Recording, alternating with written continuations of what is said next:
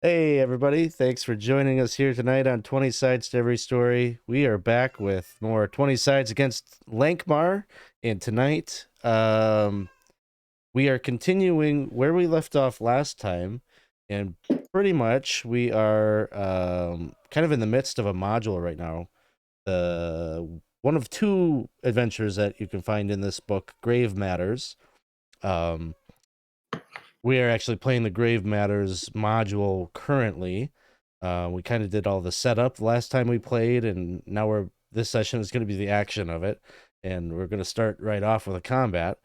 But there's also another module in here I just thought I'd mention, the Madhouse Meet, which is one that we played on the channel back. I guess it was like the Gary Gun that got canceled because of COVID. We did a bunch of stuff here on the channel. We had like our own kind of 20 sides con, and we ran that adventure, the Madhouse Meet. And it's a really cool, if you're trying to, we kind of created our own meet with this campaign, but if you need one that's like already done, that one's a really good one because it starts them out kind of similar to ours, I guess, in that the group starts off in like kind of you're all prisoners and you don't know why you were captive, and it's a really good, I think that's a good meet kind of situation. Like we're in it for survival, and then the group can kind of come together throughout the little dungeon crawl that comes with that. So this is a good book because you get two modules for the price of one, basically. So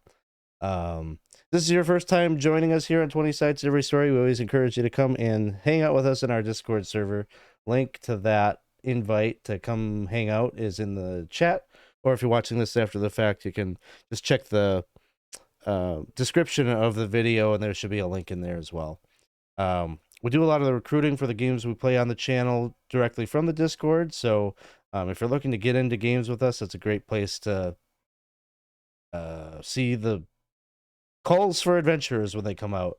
Otherwise, we do also run a community campaign that's running a game just about every week. So if you're looking for a kind of pop in, pop out type of game, that's a good one to join as well. So let's jump into the Discord, introduce yourself in the lobby, and we will definitely be sure to kind of welcome you and get you set up with everything you need to know to play in games with us. So where we're starting off with this game, basically these four here, we're recent arrivals back in Lankhmar, some of them from Lankhmar originally, others not. But they've incurred some debts, some of them multiple debts, as the case might be with, I think, like Alef in particular. And so the need for money is strong, and they were able to hook up a job through Ruclef the Warrior's connection to is it Javis? Jairus. Jairus. So Jairus managed to find someone who, someone with some pretty deep pockets, someone who's really paying you all for discretion and doesn't want actually work through a third party to even get you the job because they don't want to be named or associated with you if you get caught. The reason being, or at least the reason stated, was that this anonymous someone is of maybe a retired member of the Thieves Guild, or at least somebody that has high importance within the Thieves Guild, and they're trying to recover something that was stolen from them that is being transported by a group of smugglers that are associated with the Thieves Guild. And so it's a little complicated for him to directly intervene to try to get this thing, and that's why you've all been hired. You were told that the smugglers, who call themselves the Grave Men, they operate out of a embalmer's business that operates normally during the daylight hours, and during the evening is when the smugglers get to work. You're to understand that a lot of their smuggling efforts come from kind of opening up cadavers and stuffing little things inside bodies, or even just in like caskets and secret compartments and such. And a lot of it is going through one of the gates to the city that isn't super. There's not a lot of wagon travel, but there's basically like special rules regarding funeral processions and things, and they use that as their ruse to like get things in and out of the city undetected or just untaxed. Like sometimes it's just people that don't want to pay taxes on kind of high luxury goods and such. And so it is important to this person that this business remain operational because it is used by the Thieves Guild, despite the fact that these smugglers are apparently working with these non-sanctioned thieves that are have stolen this item of importance to them. The item that you have been tasked with recovering is this ornate sarcophagus that has within it a mummified body of one of the former overlords of Lankhmar. So it is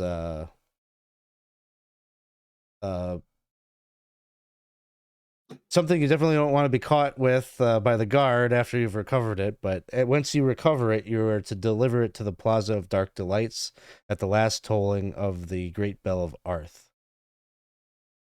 So, yeah, you have spent the better part of this first day after taking this job.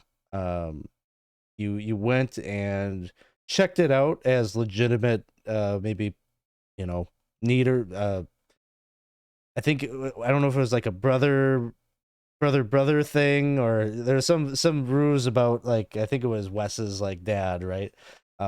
Needing funeral services. So you kind of scoped it out from the inside a little bit that way. While the others of you just kind of watched it from the outside. You watched it until evening hours, sort of maybe expecting like a changing of the guard or like to see some like, unsavory folk maybe arrive for the after hours part of their business. But you never saw anybody like that. All you saw was like the regular staff had like locked up and left. So then you went about kind of scoping out the exterior, and I believe it was Mickey and Wes had gone to the back side of the building where there are these two like kind of wide double doors, wide enough that they could easily allow a wagon or a cart to pass between them. And then there's sort of like an enclosed courtyard back there. You had attempted to stealthily like kind of unlock those doors. And I believe maybe Mickey had tried to do that, and like there was some noise that alerted a couple of guys that were on the other side. Wes kind of stayed back and had this ruse of being a drunkard and managed to get inside the the courtyard there, where it seemed like the deception was real, like they believed you to be just a drunk fool. But then they got it in their mind that they were going to prank you, and they kind of tossed you into the back of that really gross cart that has not been cleaned from the bodies, the decaying bodies that were being transported by it. And then it seemed like they were going to then all of your efforts to get in were about to be undone, because it seemed like they were going to take you for a little bit of a joyride somewhere in Lankhmar. And so I think that they had just pulled you out of the courtyard, and then they were going to go and like deal with the doors, like lock up the doors, but then they realized that the doors were open, and then that's when the light bulb went off, like what the hell. And so that's where we're at. Like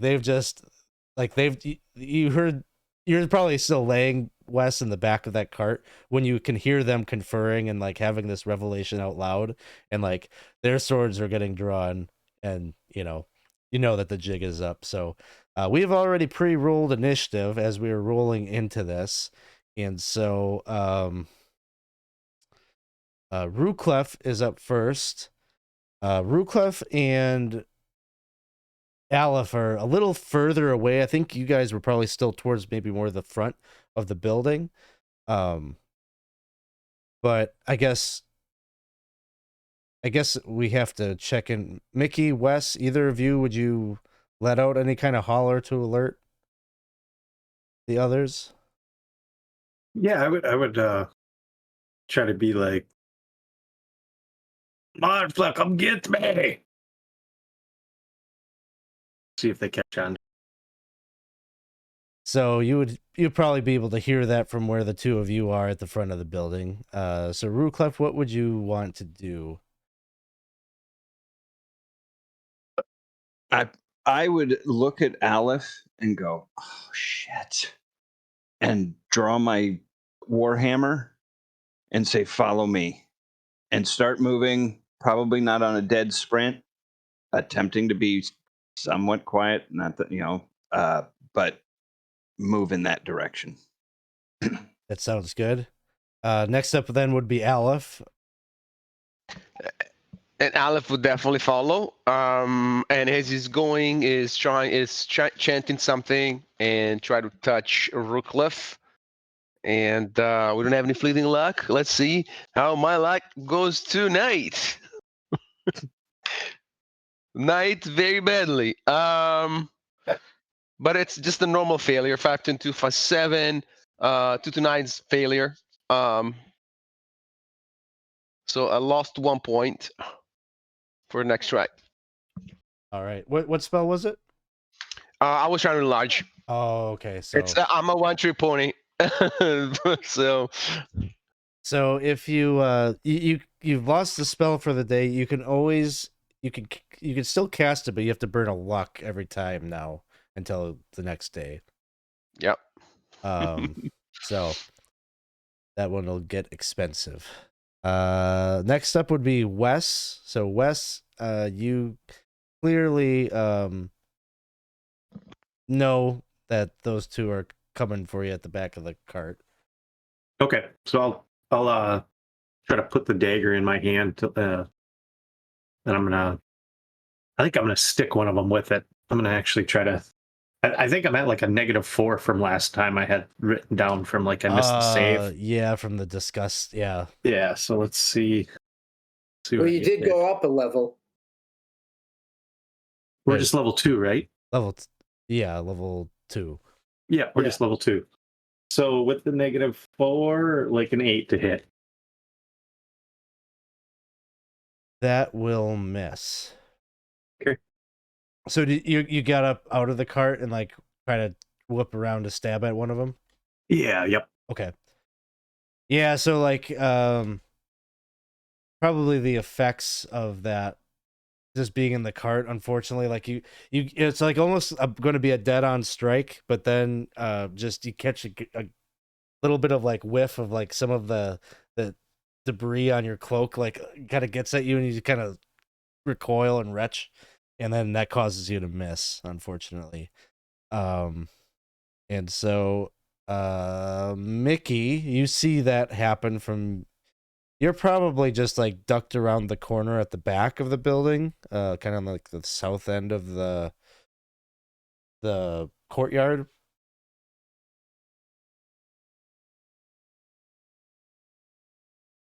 Well, so I'm going to try to stick to this shadows as much so I can get up behind one of them and backstab them. Okay. Give me a hide in shadows check.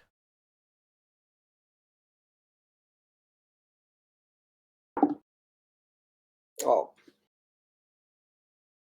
that's only 8. An 8. Okay. You are trying to stay, to the shadows, but as you step out,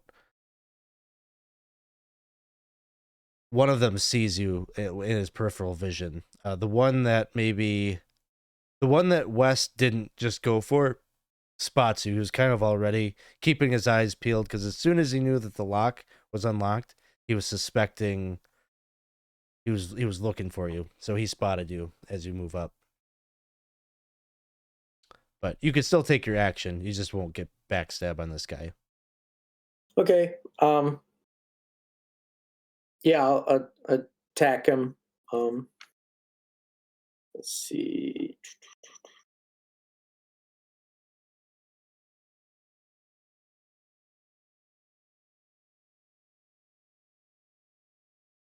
15. 15 will hit. And 3 damage. Three Oh, wait a damage. minute. Yeah, 3 damage. All right.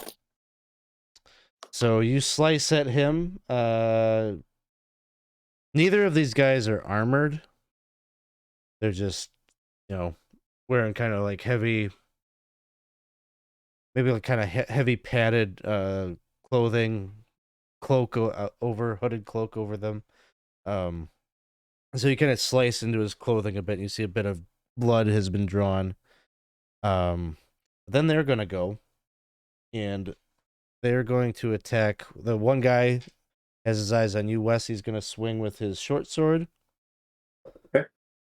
And he will miss. The other one turns around and is going to just like kind of overhand chop, try to cut at you and lunges at you, Mickey.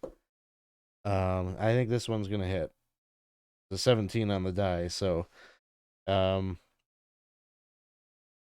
that's it. he's going to hack in your direction, and that will be D6 plus 1. So 3 points of damage.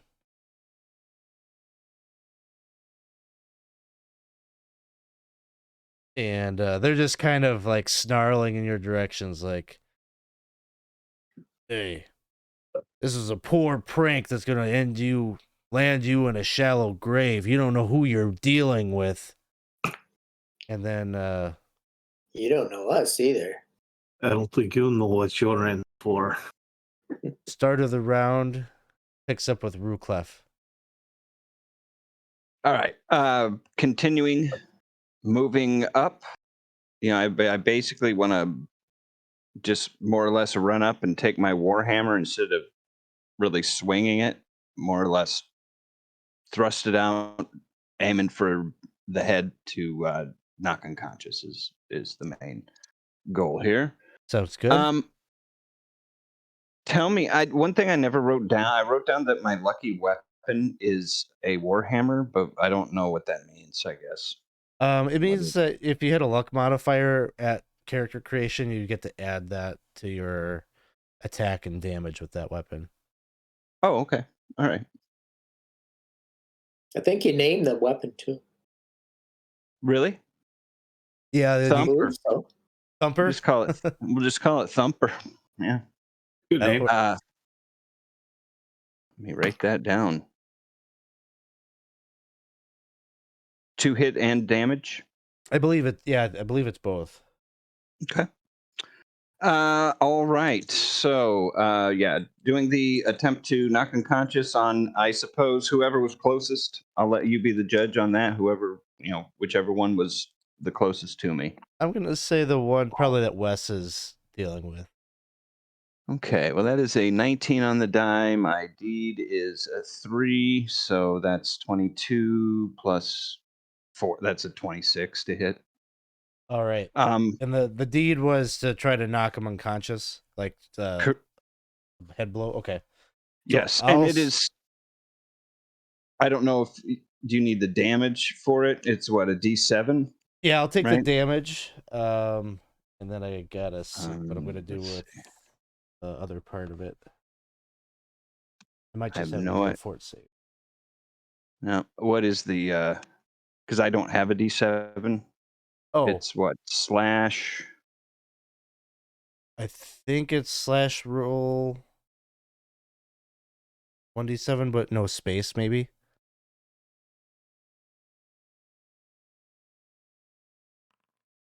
Okay. Okay, Yeah, 7. So that's 10. That's 7, 3, 14. All right. Well, irregardless, I'm not going to worry about the other part of it because that's enough to take him down. So you do the subdual damage, and he drops.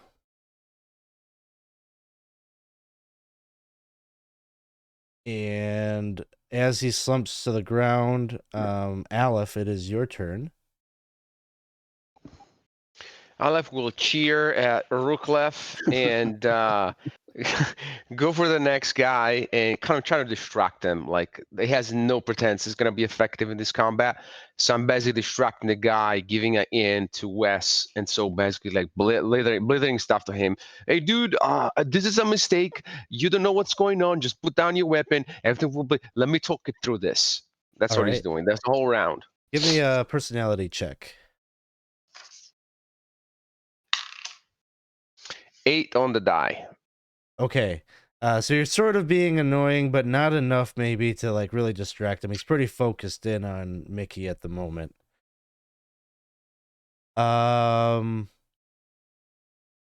Wes, it is your turn. So the one that you were dealing with has just dropped out of nowhere. Ruclef just came in and just like, bam, right to the head, and he dropped down.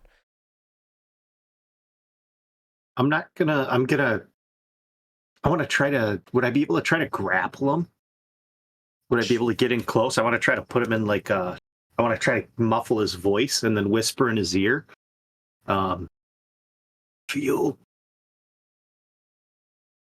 If you surrender, I won't cut your wife's throat open and drink her blood.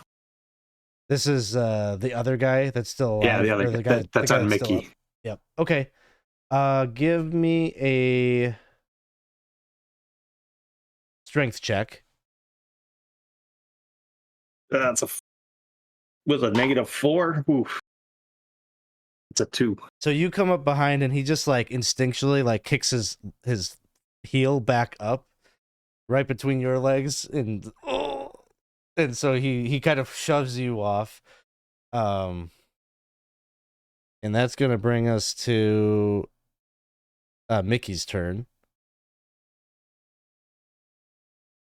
Okay, Mickey is stabbing at him again, and he's aiming for his weapon hand to maybe possibly make him drop his weapon without doing anything lethal. I rolled an 11. An 11 will miss, and he's gonna kind of, as Wes came up, he kicks him. He just like dodges out of your weapon's way, and then it becomes his turn, and he's gonna bolt through the doors, and he's making his way into the courtyard there. And where his movement and everything is gonna leave off is he's trying to jump up onto the loading dock and pull himself up.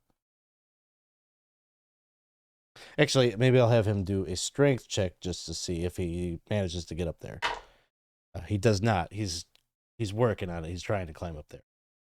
So top of the round, we're back to Ruclef. Okay, so he went inside to the actual loading dock, right? Yep, he's right there. He's like jumping and like he's just not getting a good grip. Okay.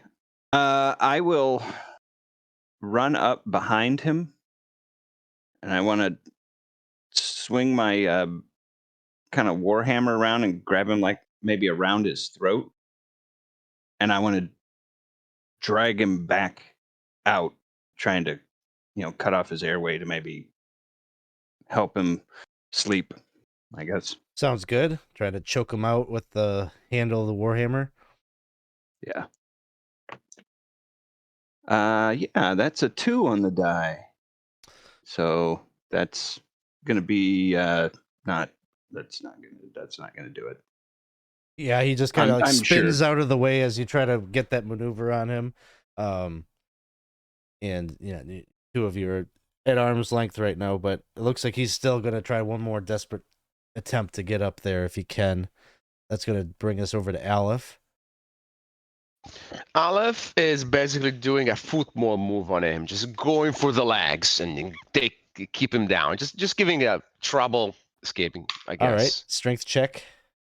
It's a 4 because a 5 minus 1 is 4, so it's awesome, right?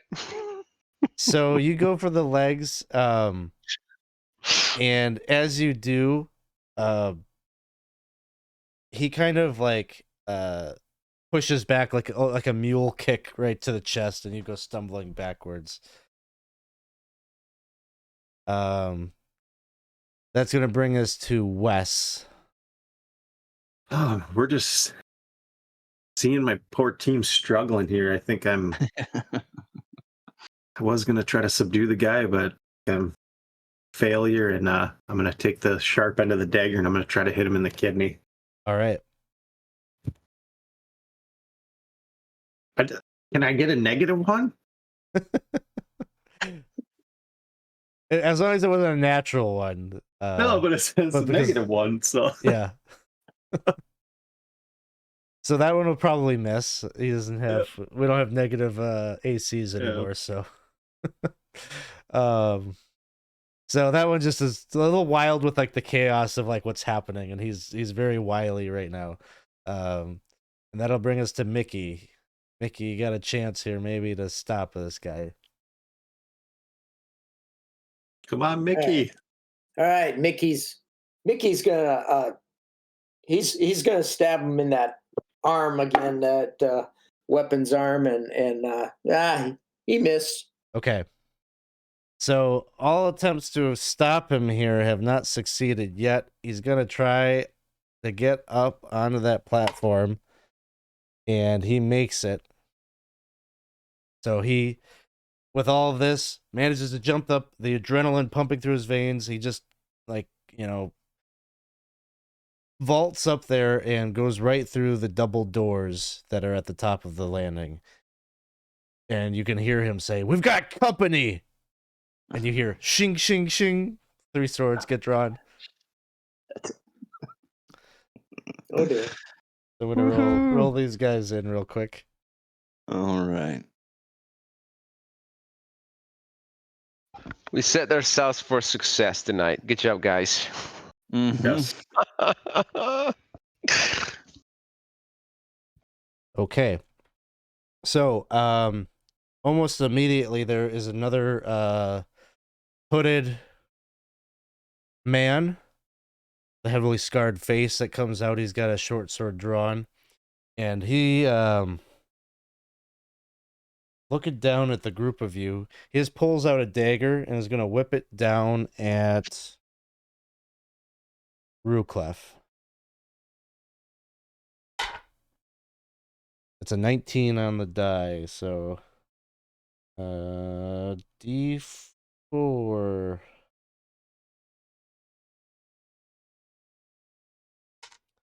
It's just 1 point of damage. It just nicks you.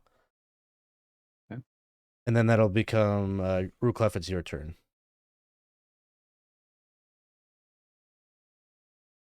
I glare at him and I say, "I've had worse shaving."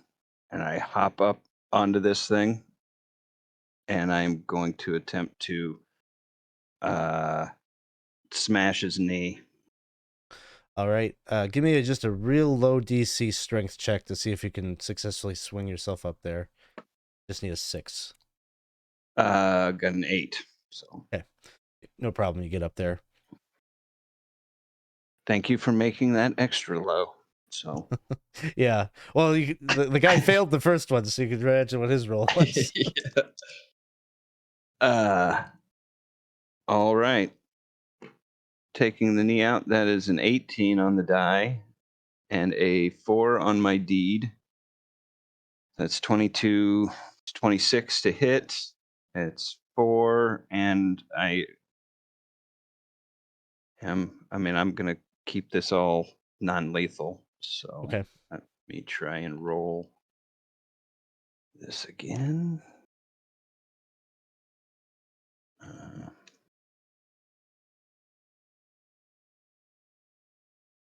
Whoops.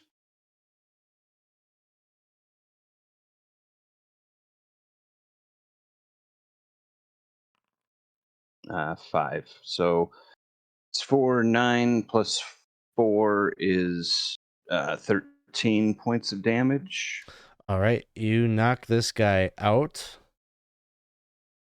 There are 3 left. There's the one that's kind of yelling. He's inside. There's nobody else is outside on the landing dock quite yet. Just the one that you knocked out.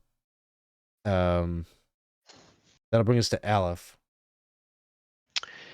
Okay, so here's my doubt. Should I try to go up the landing dock with a very slight chance of doing that? Probably not. So I guess I'll burn 1 point of luck and see if I can try to enlarge again Ruclef. I mean, if you rule that I can get to him without going up. You probably That's have so to cool. get up there in the midst of everything, because Ruclef probably isn't like he's dealing with that guy currently, so he probably doesn't have the wherewithal to stick an ankle out so you can grab at it. Okay, you say the DC is an 8? 6. DC 6. Yeah. Well, just for Alef, that's actually it's a feat. He's not like Right. Okay, I make a 7, so Okay, so you I get up there. actually make it. No problem. Okay, I get up there, and if I still have movement left, then I'll try to touch him. Yep, you can get to him. Okay, so I'm burning 1 of luck to try or to give myself a +1. It's just to have access to Just the to try. spell. Yep. Okay, so let's see. I rolled really shitty tonight, so for the low or great numbers, they should be 19. Oh, good. Okay, 19 plus 2, 21. And so 21. Ruclef, you're now double in size. +4 to attack, damage, AC, to the larger size and strength. In addition, you take 10 H points added due to your new size. And you lose them the first thing, basically. And you said that was +4 to hit and +4 damage? And AC, which is even more. And AC. Yeah. Okay. So thank you, Die. Thank you, Die. Yes, thank you, Alef.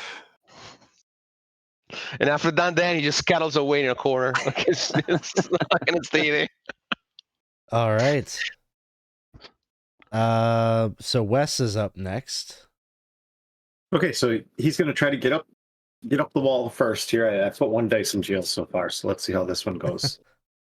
With the -4, it's still a 13. Okay. So this is your check to get up onto the dock? Yep, I want to jump up there. No problem. You clear that, and you can see the larger Ruclef is standing by, Alef behind him, and then one of the doors into this next area is open.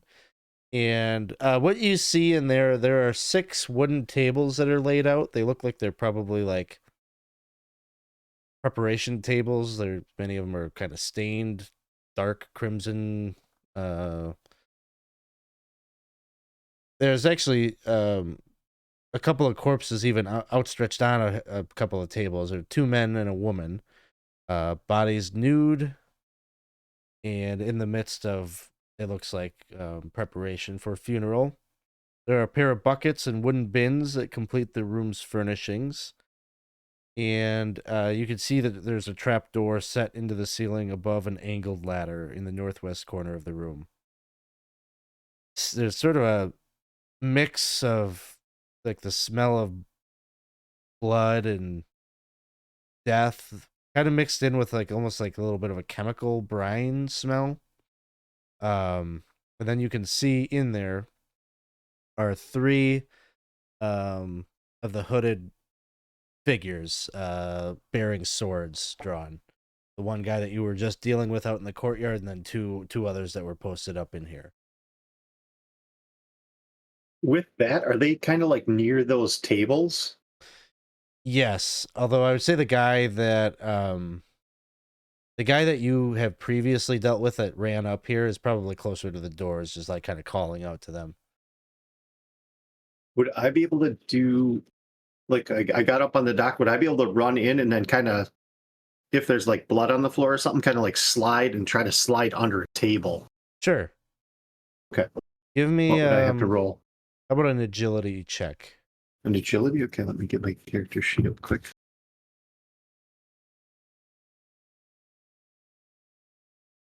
Okay, so 15 -4 +2. So 11, 13. 13. Okay.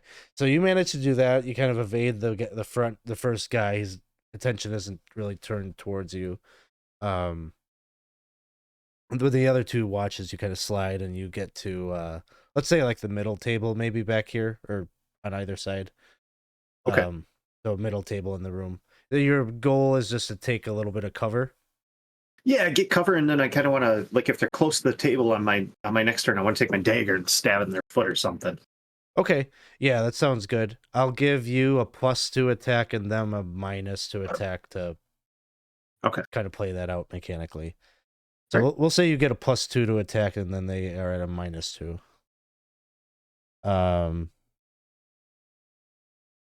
And then that'll bring us to Mickey.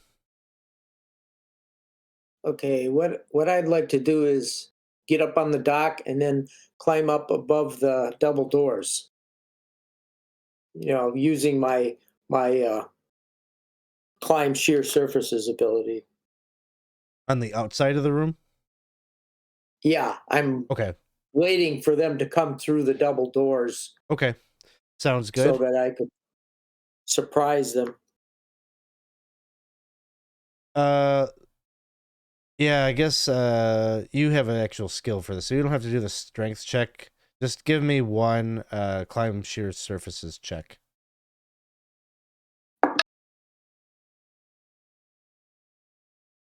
Okay, that would be 19. Yeah, no problem. You clear the low wall and you can get up on climbing up on the wall. And you're kind of like you're probably like sort of balancing yourself on the open door in order to remain up there. That's what you're trying to do, but your goal is to like kind of jump down if one of them passes through. Yeah, I could probably take a backstab ability then, because I'd be surprising them. Okay, that sounds good. Then I think I bypassed a bunch of them. Oh well, that's my mistake. Okay, so there's 3 smugglers here that need to take a turn. Okay, so I'm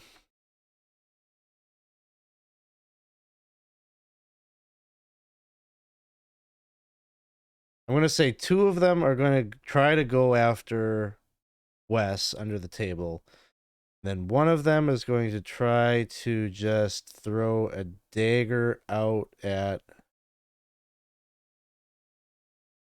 I mean, probably Ruclef, the big target in the out there. So I'll start with that. He's going to throw a dagger. A 20 to hit. And that'll be, again, just 1 point of damage.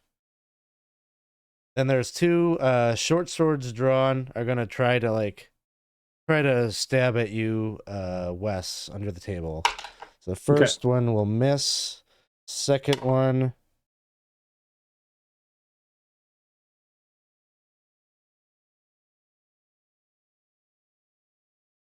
is going to miss with a 9. Okay. So then we're back to the top of the order. Ruclef. Okay. Been calculating in my head. I am currently like 12 and a half feet tall and about 2,000 pounds. So I pretty much am going to crouch down. It's a good thing this is double doors. And I'm literally going to like crawl through and just simply, I'm coming forward with my Warhammer and I just say, "One chance to leave, boys," as I come in. Yeah, give me a personality check, but it'll be a D24. A D24. Okay. That's personality is not my jam. Let's see.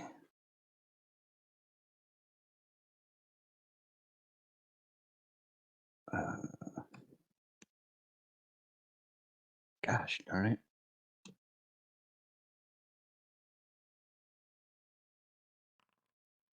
One.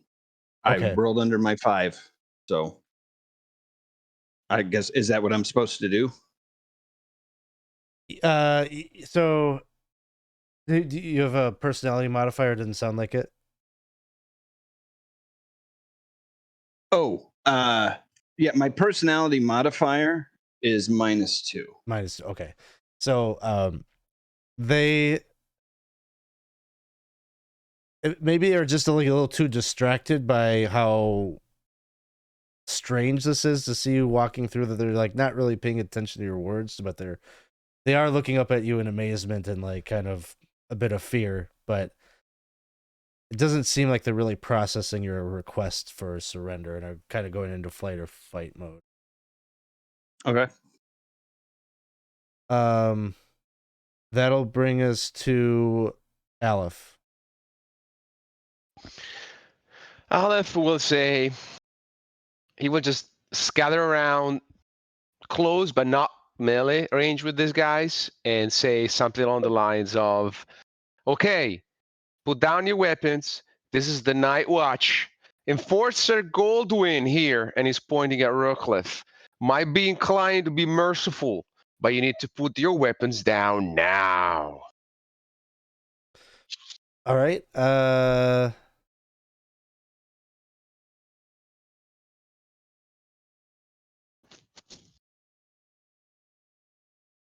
You can try a personality check. 13. Okay. They don't look like they have any intention of putting their weapons down. Too bad for them. Is there a reason you're not killing these fools? The reason is because they could get more money if they don't dismantle this smuggling ring. So like they've been kind of explicitly told that there's sort of a second objective. If they could do this without killing anybody, then they'll earn more money for it. And with that said, he'll just move behind one of the tables. You choose which one. I'm just putting a table between me and them. And that's it. Sounds good. That's gonna bring us to Wes. Well, we tried negotiations. Time to stab one in the foot. I think that's like a -3 now. All right. So no go. You go to try to stab at one of the guy's feet. He leaps out of the way.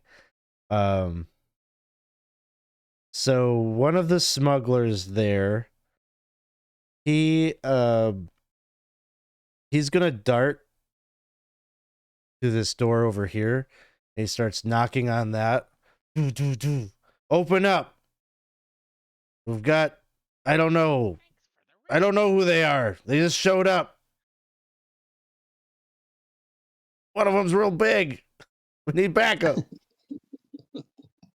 And thank you so much for the raid. Bridges and Brigands coming in with 30 viewers. That's awesome. Thank you so much. I'll give you a shout out here.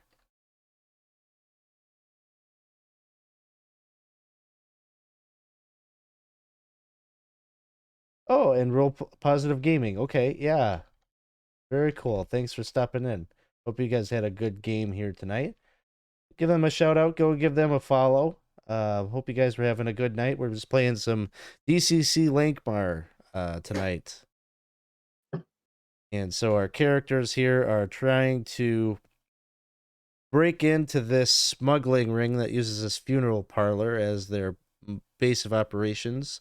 And they're trying to recover a sarcophagus that belongs to contains the remains of one of the overlords of Lankhmar, or a client that has hired them on.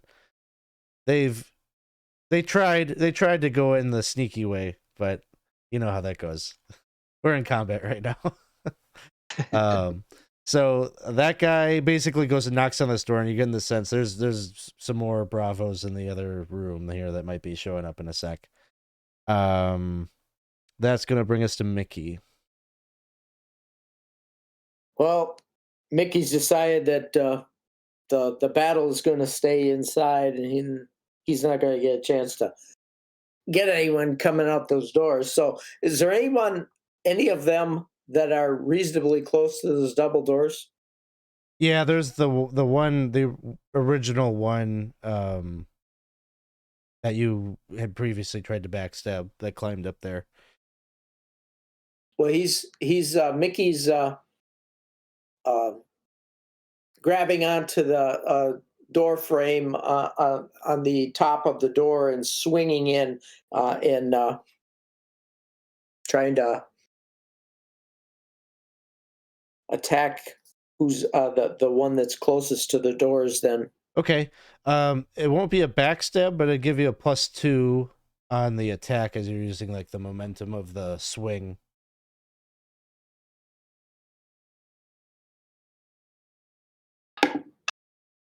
all right, that'd be 15, All right, that'll hit. and this is trying not to kill him, so trying to.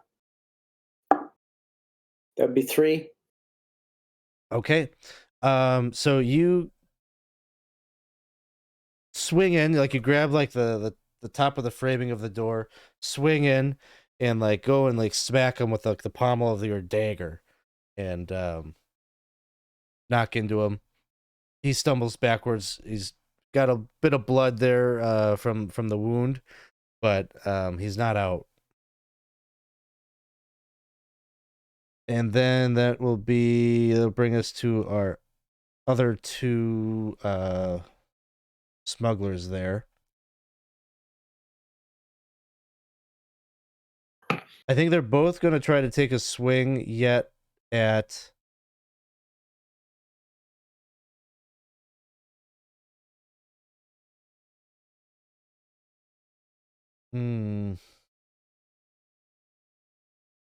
Yeah, they're both going to take one more swing at Wes under the table, and then they're going to run into that other room.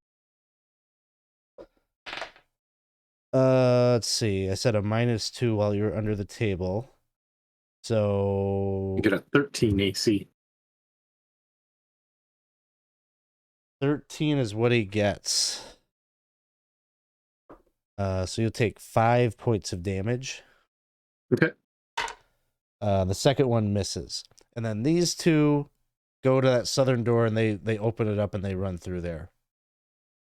There's only one guy left, which is the original one here. That Mickey just slammed into. So that'll bring us back to the top, and it's Ruclef's turn. Okay. Hey, Alex, I do not have a visual of anything on the. Yeah, I'm sorry. I don't have any tokens out here because the map is kind of spoilery. Okay. So I only have a map up for the audience to take a look at. But if Gotcha. there is a map that I put in the group chat that kind of shows like the general layout. So you guys are in 1-5 right now. And then Okay. all of the guys have moved into 1-4, except there's still the one guy in your room. Okay. All right.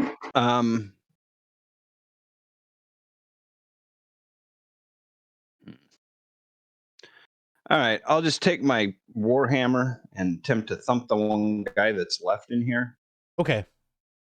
and move to. Did they open? Is the door open or is it closed?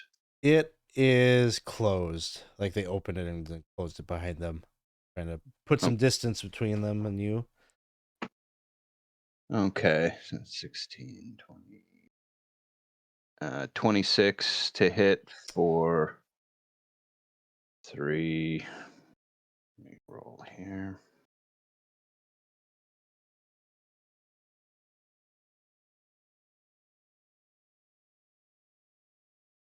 Dang it. Why do I keep messing up this typing. There we go. So 2, 5, 9, 13 points. Oh yeah. So you smack him, and he goes down like a ton of bricks. Non-lethal, just Yep. so you know. So he goes out as you kind of backside him with your warhammer. Okay. All right, and I tell everybody, I say, I got to make a hole big enough for me to get through. Oh, well, that's big guy. That'll bring us to Alef. Alef will look at Ruclef, do a nudge of like, you're not gonna pass through that door, and just goes on and open the doors and walk into the next room. Just looks around. All right. So what you see there is this is clearly the embalming room. There's heavy smell of brine and chemical that's thick in the air. The scent of death is more pronounced here than even the preparing chamber that you were in. And you can see there are 3 wooden vats that almost look like they could be wine tons.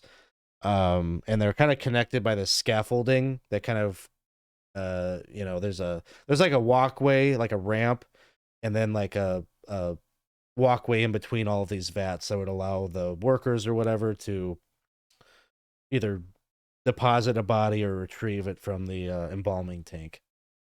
There is a table on the northern side of the room, like kind of just to the right of the door as you open it.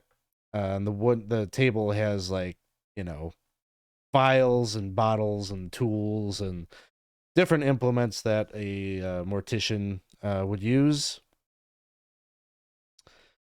And yeah, you can see that there are doors.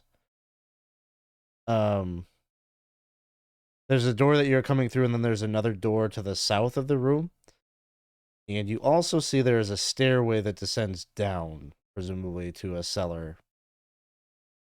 And in here are the 2 the 2 smugglers that you were dealing with in the previous chamber that just came in here, and there are 4 others in the room. So a total of 6. Guys, this is Enforcer Brain Marrow. I say, put down your weapons, or Enforcer Brightview over here is gonna smack your heads in 2. I hate to be insisting, but this is a matter of grave importance. The 4 guys that were kind of uninitiated in this fight all draw their swords, and they're just like, "We're willing to play the numbers game, son." Okay, well, be my guest. In the meantime, if you don't mind, I'm going out of here. And he runs past that door after scene 6 here. All right. So you probably don't have too much further you'll be able to go, but you turn tail, you come back into the room where your allies are. Let me just see. I gotta roll some folks into the combat here. So okay. So next up is one of the fresh guys from the other room.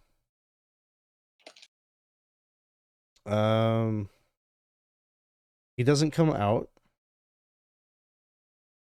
And then next up is another one of them.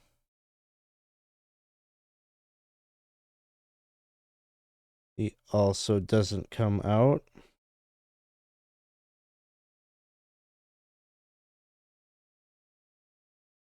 One of them enters into the door frame here and is going to chuck a dagger at you, Alef, as you're fleeing the room.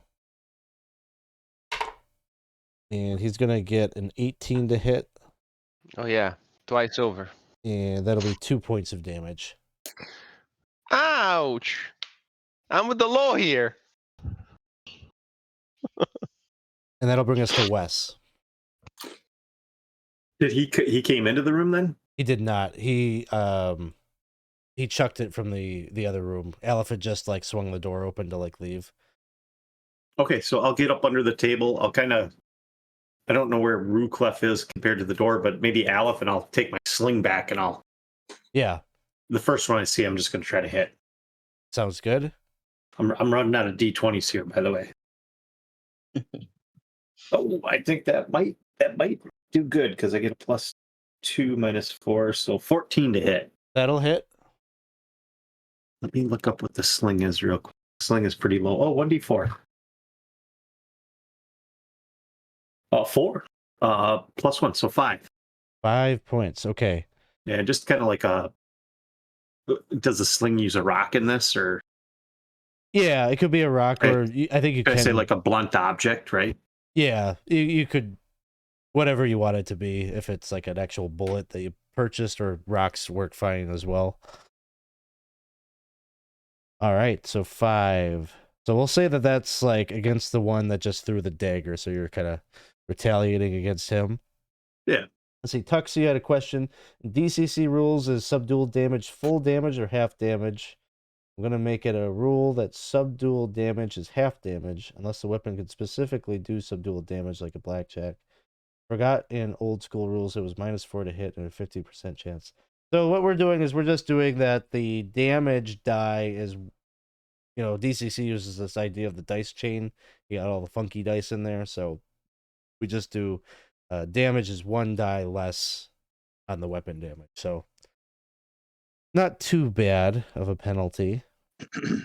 That'll bring us to one of the smugglers. I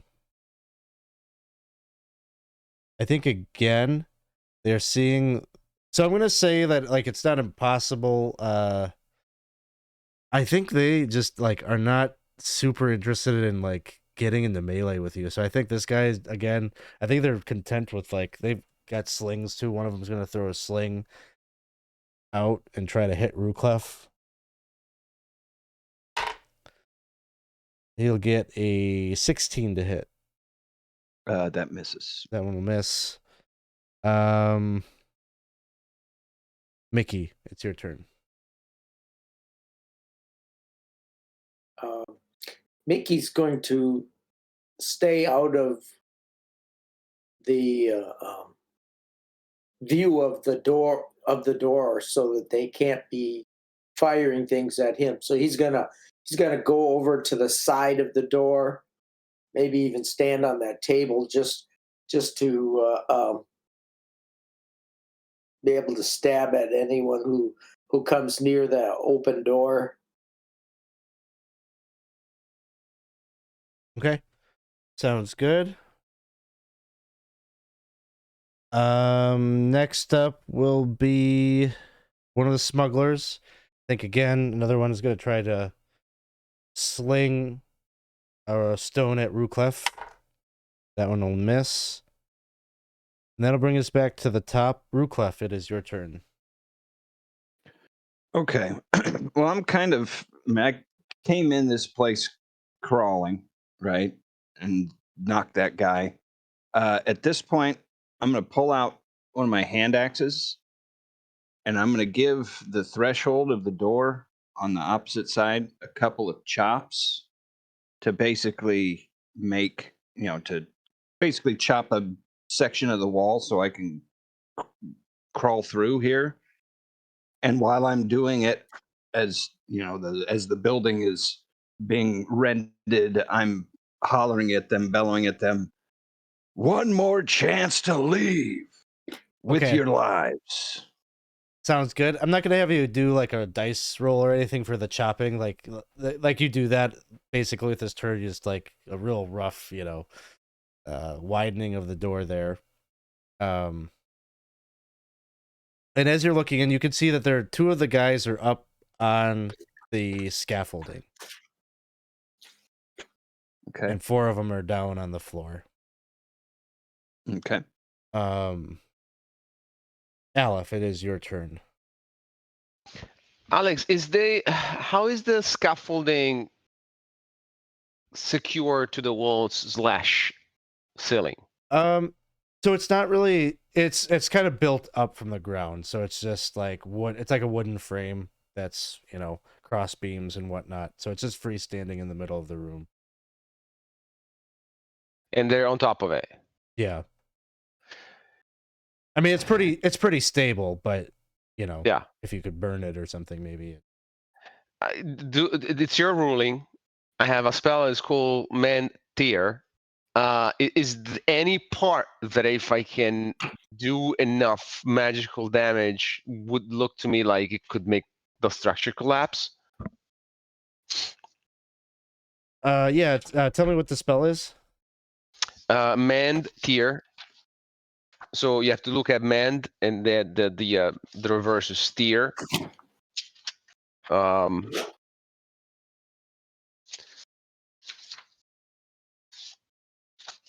Mending. Sorry, mending, no mend. Mending tier.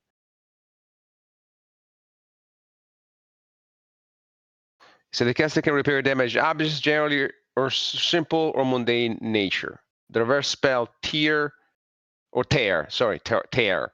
can cause minor defects and offer a force save to the affected object.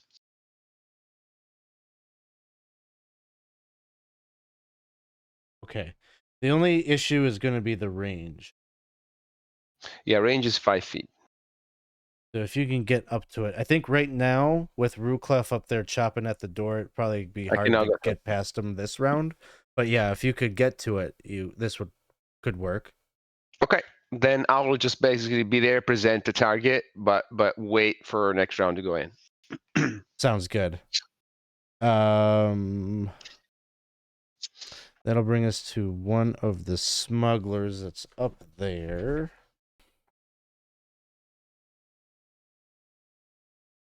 He pulls out this tool, basically looks like kind of like a hammer or a mallet, and he just starts smashing at the side of this embalming tank, as does the next guy in the initiative. The two of them in tandem are just smashing this thing until its contents just start bursting out, and this wave of embalming fluid and even a body kind of like falls out, and it's all comes in your direction, Ruclef.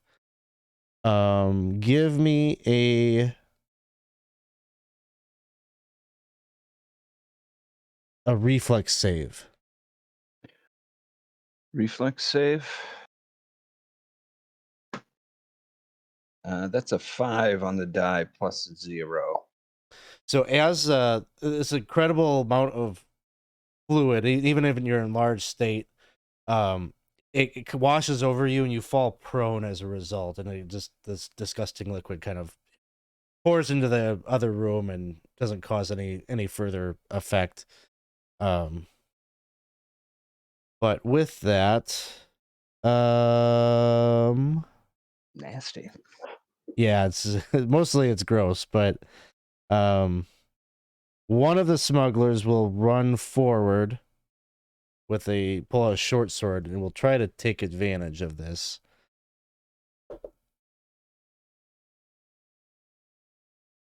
He gets a 19 to hit. That does hit. And that'll be 7 points of damage.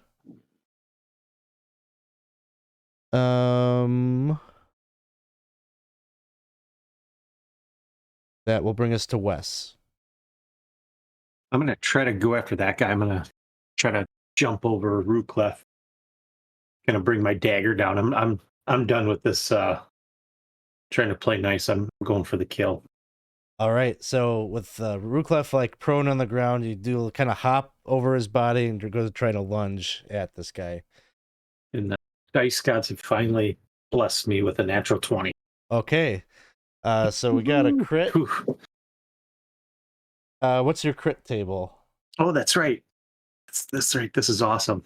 Crit table is number 2, and a crit die is a 1d12. All right, so do you have a luck modifier? I do. It's +1. Okay, so d12 plus 1. So a 7. The strike to chest grazes a vital organ. You'll inflict an additional 3d4 damage with this strike. Okay, so roll the first one. So there's 4. That's 5. That's another 4, 9, 3, 12, and another 4. So 12, 16 points of damage. All right. So this guy is like instantly dead as you lunge and you plant that dagger into his chest. And he goes down. And now you're in the room. Yeah, so I'm gonna try to be protecting Ruclef, try to till he can get up. That sounds good. Let's see, which one was that? That would have been this guy here.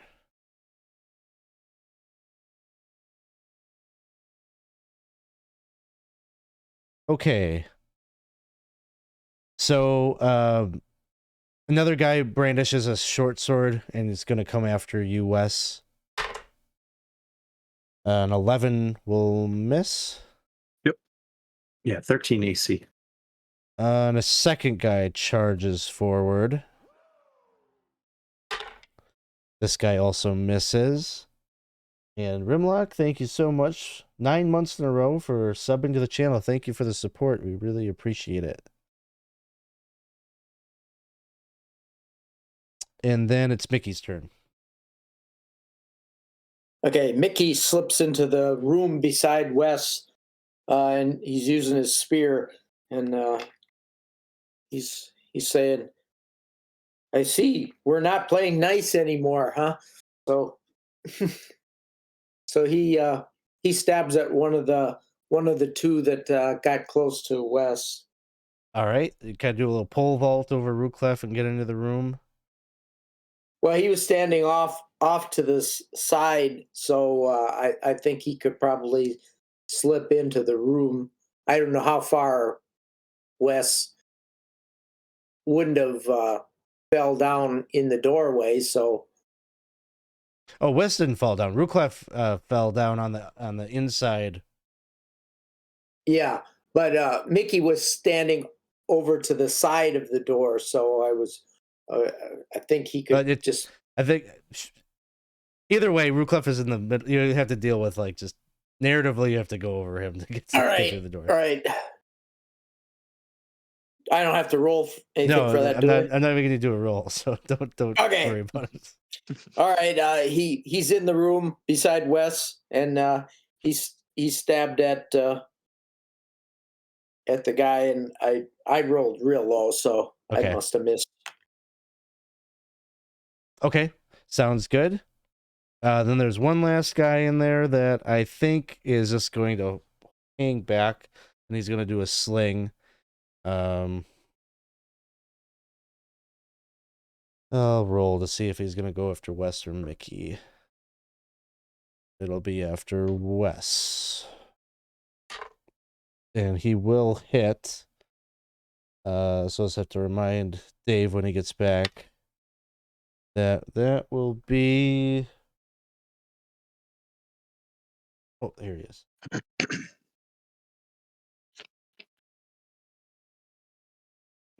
All right, Dave. Wes just got hit by a sling stone for 3 points of damage. That'll bring us to the top of the round, and it's Ruclef's turn. All right. Once again, I crawl forward, getting full range. I mean, basically, I'm on my knees at this point rather than hunching. And I just bellow out that you guys are pissing me off. And I am going to just, sweep my enlarged Warhammer and just trying to knock him unconscious. So, D4.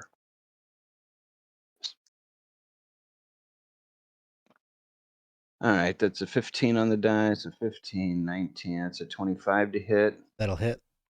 3, 7, 11 points. This was non-lethal. Yes. All right.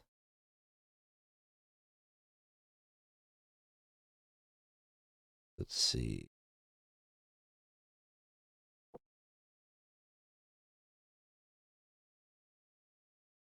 Oh, wait. That would be 13 points. Sorry. I forgot my lucky weapon.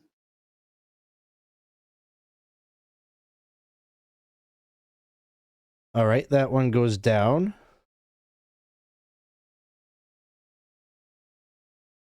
That leaves us with 4. There are 2 up on the platform, and then 2 down, dealing kind of with I guess 3 of you right now. There's 3 of you up there in melee. Okay, so that will bring us to Alef. Okay, Alef will move in behind Ruclef, and he will go up and touch the structure on top of which 2 of them rest and see if he can make it collapse somehow, which probably will not be able to, but we'll see. If anyone wants to buy Okay. any fleeting luck, this would be a great time.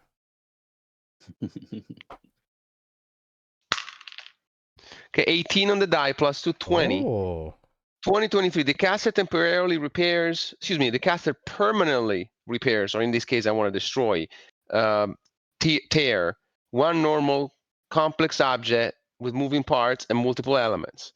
For example, it could repair a crossbow or a lock. The size of the object can be up to the caster's weight or volume. all right. There is no change of substitution. There is no chance of substitution. So this is what I'm gonna say happens. You go and you do that, and like it'll collapse like a number. Like you pick like a corner, like a really key support of the whole thing, and it you know just busts into splinters. And so this thing is gonna come down. It's gonna be destabilized. I'm gonna give both of these guys a reflex save. If they fail the reflex save, they fall into the vat, which is not good. If they make the reflex save, I'll say they take a little bit of damage but are able to just fall on the ground.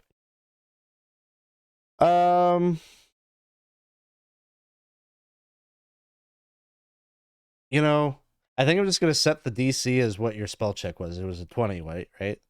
Yeah. So they need to make a 20 to save. Ooh. Get a +3. So ooh, close. 18. So this guy falls into one of the vats. And this guy also will fail. So they both fall into the vats, and you know, there's no way to get out of the vat. It's not like there's a ladder or something in there. So as they fall in, they're just kind of stuck in there, like they're bobbing, and you can hear them, you know, desperately trying to get themselves out, but they're stuck in there. That's a horrible way to die. Yeah. So they're not dead yet, but it's Yes. the chemicals and such, you know, they probably it's not like being Embalmed alive. yeah. Are they in the same vat? I'm gonna say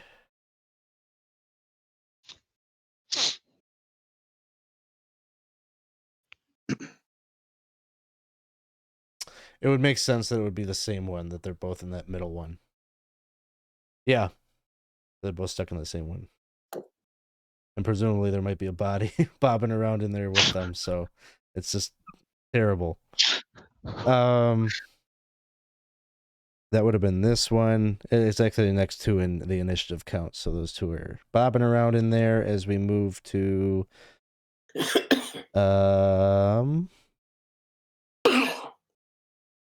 Wes. I think Potato Lion bought a fleeting luck. I was trying to check it in Stream Elements, but I wasn't able to get into it.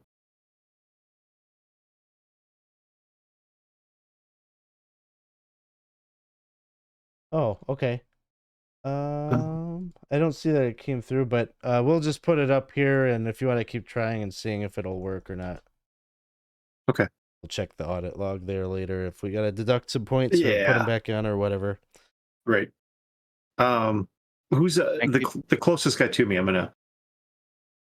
Or go ahead, Ruclef. Oh, I was just going to say thank you, Jenna. Oh, perfect. Okay, closest one next to me. 8 to hit. So. All right, that one will miss. That'll bring us to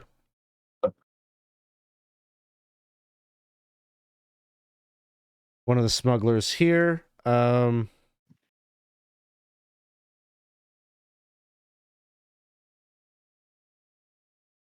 He's gonna take a swing at.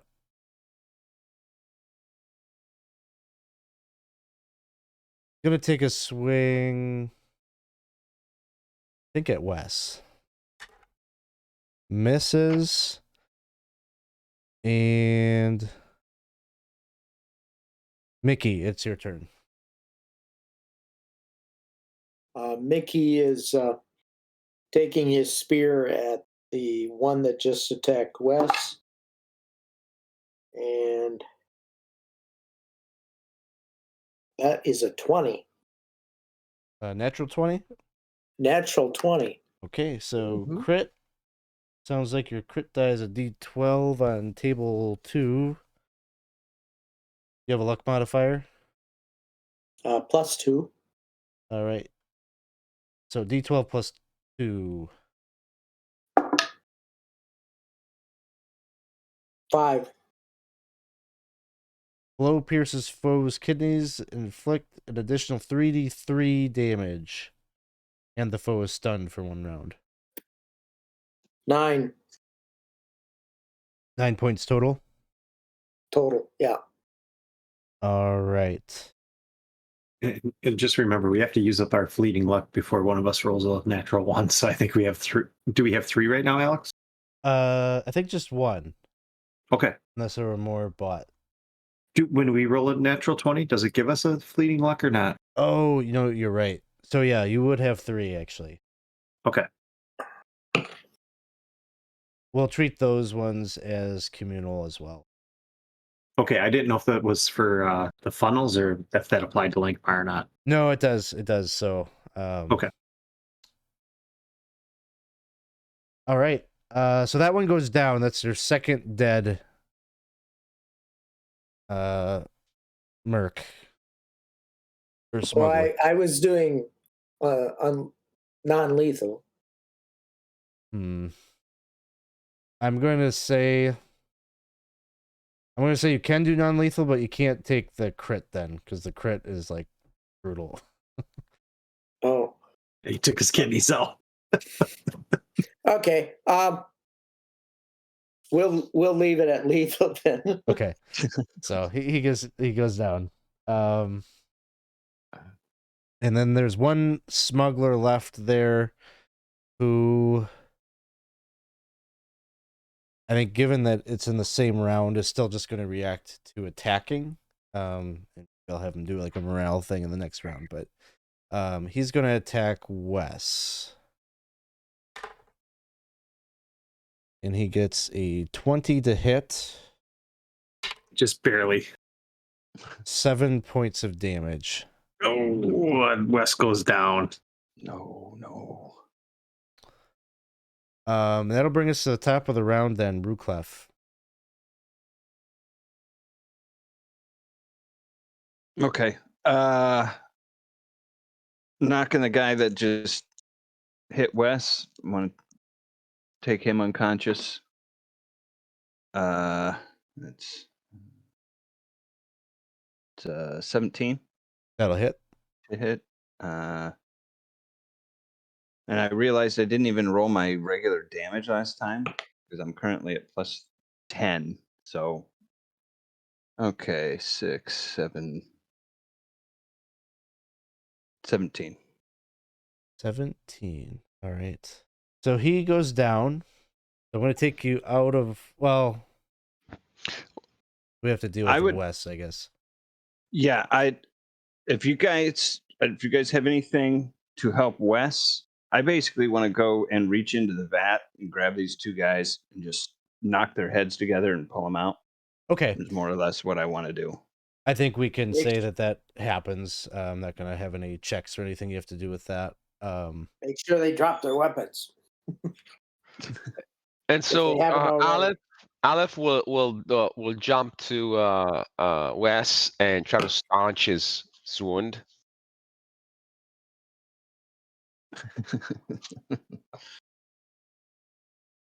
All right. How long does your spell? How long am I enlarged? 1 minute? 2 minutes? I think it's like 1 hour. Let me check. Yeah, it's a long time. Oh, wow. 1 turn per caster level, so 20 minutes.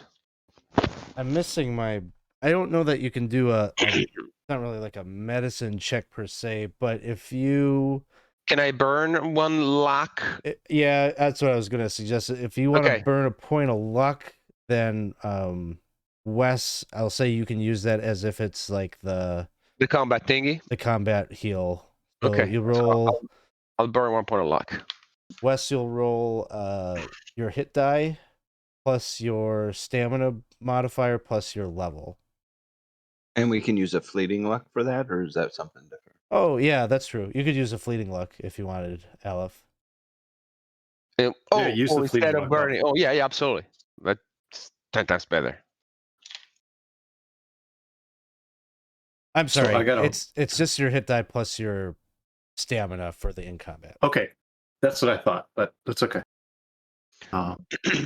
So I got a 5 on the die. Okay. Then you're back to consciousness.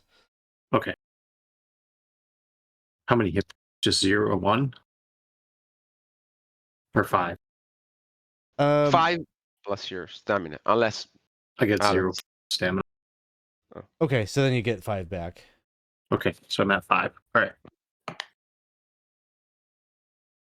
Um, What happened? So, Ruclef, you managed to fish those 2 guys out, knock them out, and then throw them in the corner of the room, at least until you figure out what you're going to do next. So, Alex, by our accounts, 6 guys put to sleep, 2 dead. Correct. Okay.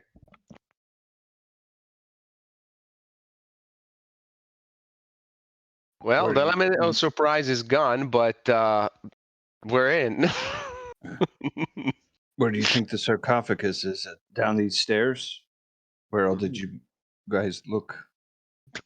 We've been briefly on this level, but I don't remember being in this room, honestly. Yeah, I would definitely check those stairs. I would keep something worthy, like in a nice, cool place. Heck of a way to get a coffin down. You got to carry it downstairs. That's true. That doesn't make sense. We can check anyway, but Was there a door in the room up in the ceiling? Did we see? yeah, it might be We saw upstairs. that. If But they we have were upstairs. That's one of the room we went to, West. Remember, where That's the right. Yes. where the how do you call it, the cabinet maker, the casket maker, it had a big hole on the floor to lead them down. So we didn't see that. I mean, we can check, but Oh, it's only so large of a home, I guess. I'm hurting, guys. I did something wrong. Hold my back. Well, just stay behind me. I might have to. Are you doing all right? I feel fine. All right. Down these stairs? that's what I would check. Mickey, do you want to sneak first, or do you want to just follow me? I'll crawl down them if I have to. there is that door on the far side of this room with the vats beside the stairway there.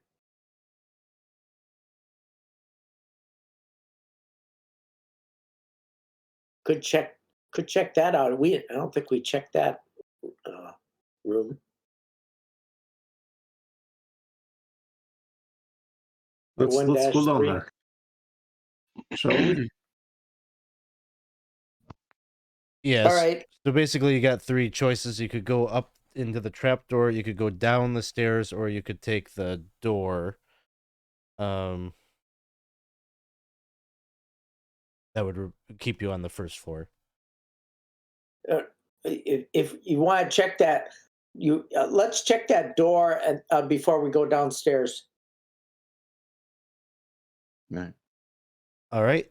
You open that door that leads from the embalming chamber to it looks like a corridor. Well-used windowless corridor that connects the front and back of the building. There's nothing in there. Did we see Uh, that corridor, Alex, or is a new one? I can't remember. don't think you came down this corridor. Okay. I think I thought that, maybe you I saw thought they somebody go through this. I don't remember. I think you I saw know they- someone use it, but Okay. and they did go upstairs at one point. oh, right? well, that's right. You guys Mhm. did go upstairs, and this is how you would have gotten up there. Yep. So that's what this Oh, hallway so is. that is. All right. Okay. We'll go downstairs then. So I'll sneak silently downstairs if I can, make just in case. I would have thought that anyone else would have come up and joined the battle, but just to be on the safe side, I will. Okay, so you're going alone to scout ahead. Yeah. All right. Well, I don't know if the other ones are following me down, but I'll go ahead Okay. and Okay, so you start to sneak down there, being very careful each step of the way as you're leading down. The landing at the base of the stairs, there's a wooden door at the base, just to the right. that's the only direction to go then, huh? Right, yep. All right, I'll check the door if it's locked or open. If it's open, I'll peek in before I go in. Okay, so you kind of open the door, crack it just a little bit. Give me your move silently check.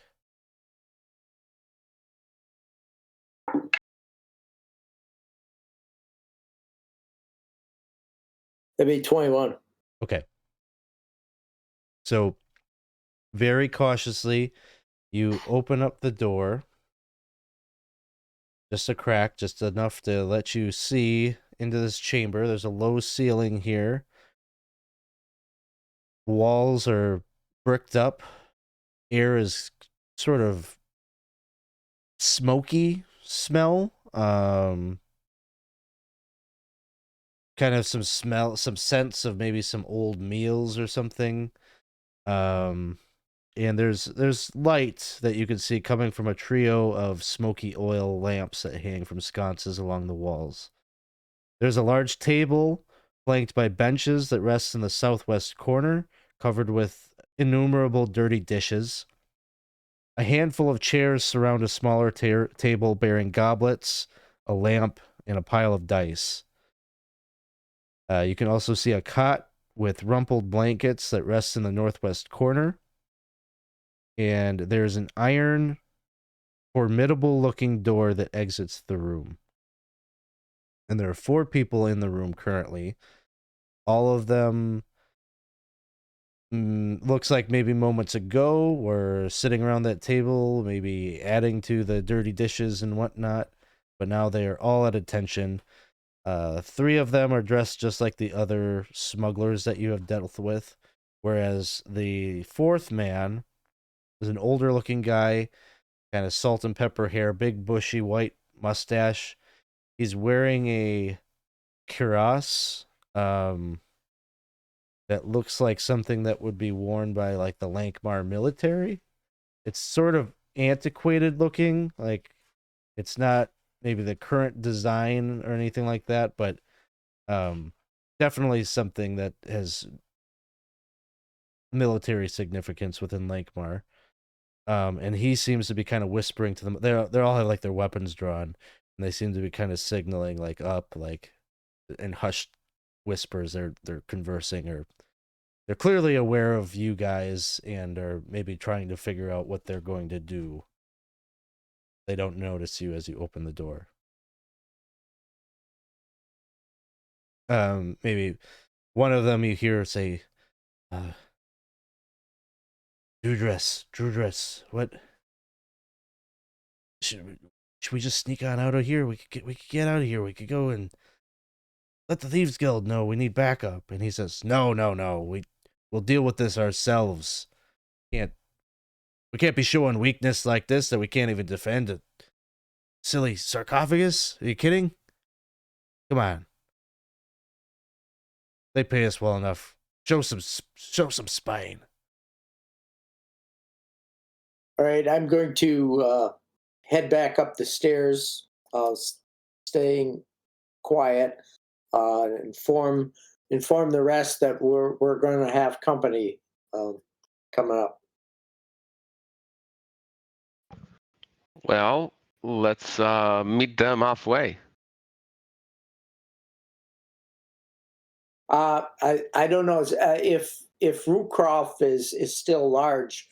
Maybe we should wait until they get up here. Otherwise, I don't know if he can traverse the stairway very well. They do not see you. Let's set up an ambush. They did not see me, but it looked like they were preparing to come up. How tall was the ceiling down there? I would say it's like 8 feet tall. Like it'd be a shallower ceiling in the cellar.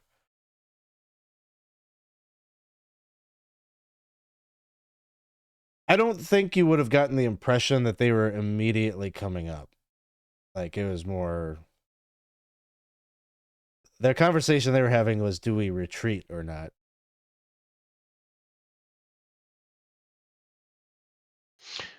So if they were going to retreat, there must be a separate exit out the basement someplace. Well, not sure you told us, but Alex said there was a formidable looking metal door down there.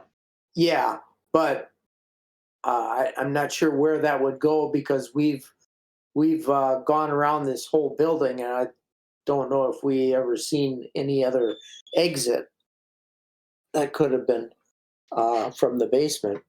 But at least I didn't know unless it's a tunnel that comes out away from here.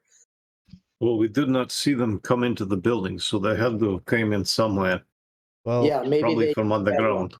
maybe they do have your character was a member of the Thieves Guild or has an association with the Thieves Guild. You would know that the Thieves Guild, they can get anywhere via the sewers.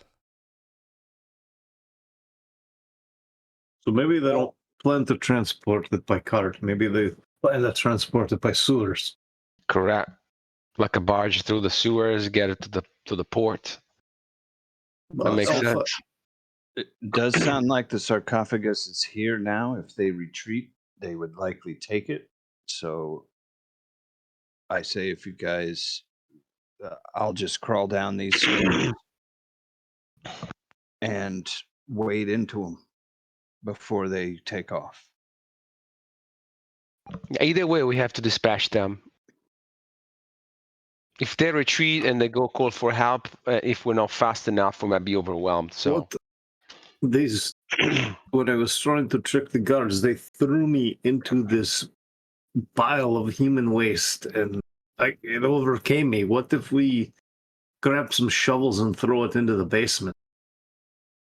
Maybe they will have to retreat. we don't want them to retreat.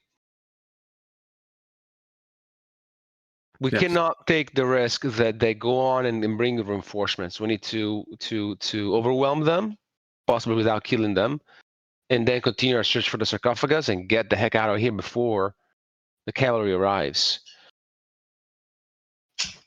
That's my 2 cents. Did anyone tie up the unconscious yet? I have 3 manacles, but I am no Yeah, I got 2 too. no shape. So, but either way, I wouldn't bother. Like let's focus on being fast, finding the sarcophagus, and get out of here. I think every minute we lose. And I'm certain Too bad those vats weren't close enough to the stairway. We could dump one of them down the stairway. Look at the big guy, Ruclef. Can you lift one of those vats and dump it down the stairway? You could. The issue is like if they're not immediately there, it'll have like little effect. It only Okay. affected Ruclef because he was like right in front of the door when they shoved it over. Well, they know we're here. Yep. We Let's got meet them, intel Ruclef. we know what it looks like down there. From the recon that Mickey did. I say I just go ahead, crawl down, wade into them. All right. Right. If you think you can do that, then we'll come right behind you with as backup. Let's do it. All right. So I think as you're coming down the stairs, I don't think anybody's going to be surprised of one another. So let's just roll right into initiative. And me being big doesn't give me like a negative to my initiative or anything Um, for being big like that.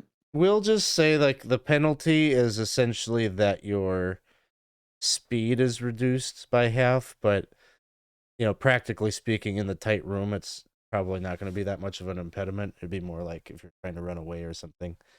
Sure. Yeah. Well, and if it's 8 feet and I'm 12 and a half feet tall, if I'm on my knees, my head's scraping the ceiling, but I could still maneuver around, I would think. Yeah.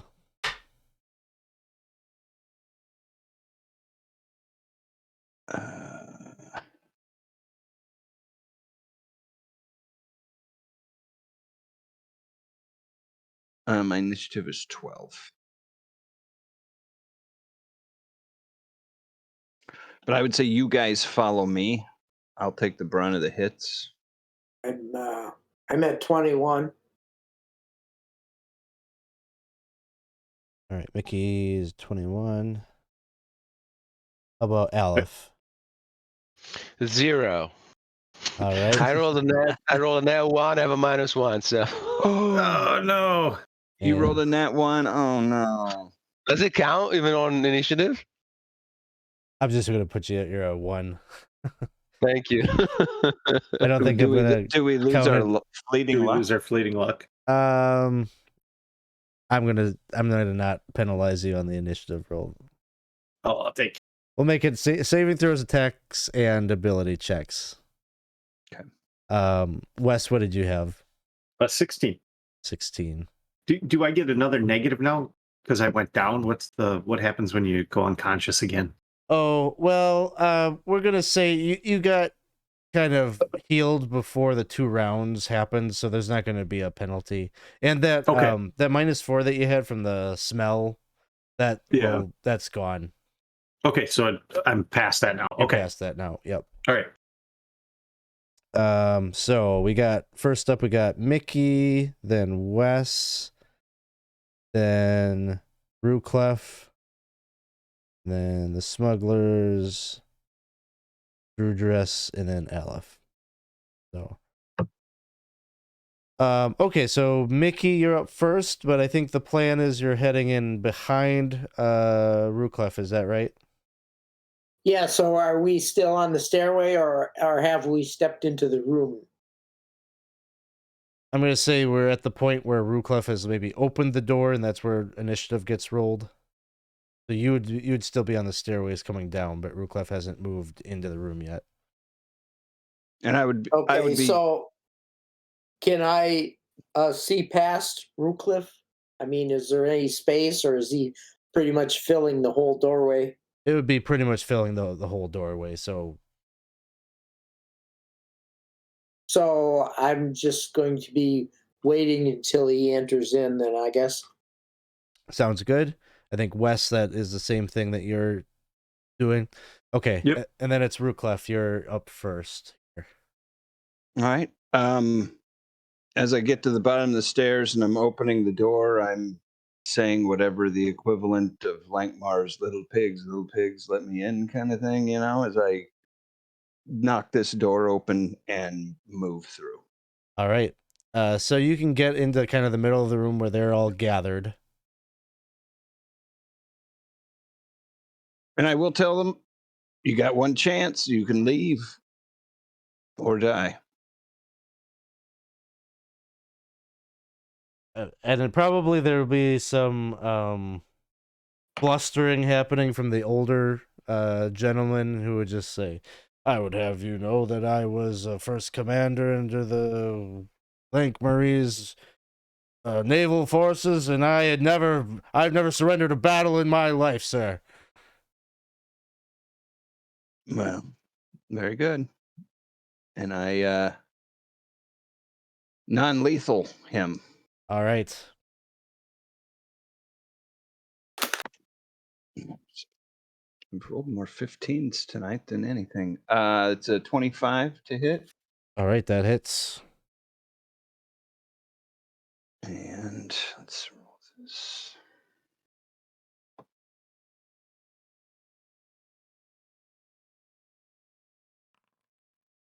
Okay, so for 15 points of damage. All right. With your hammer, you slam against that, denting that armor of his that he seems very proud of. And you can tell you kind of wind him a bit, but he is still up. And he's probably trying to choke out some kind of retort to you, but he can't. He's still trying to suck in a little bit of oxygen into his lungs. That'll bring us to the smugglers. I think all three of them, just swords out, are going to try to swarm you. And they've got short swords out.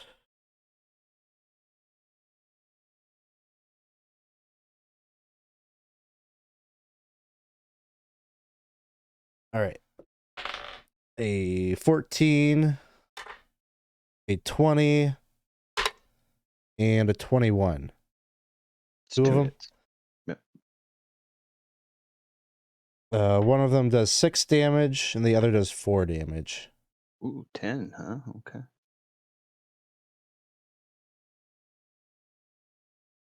And then Drudress pulls out from his hip.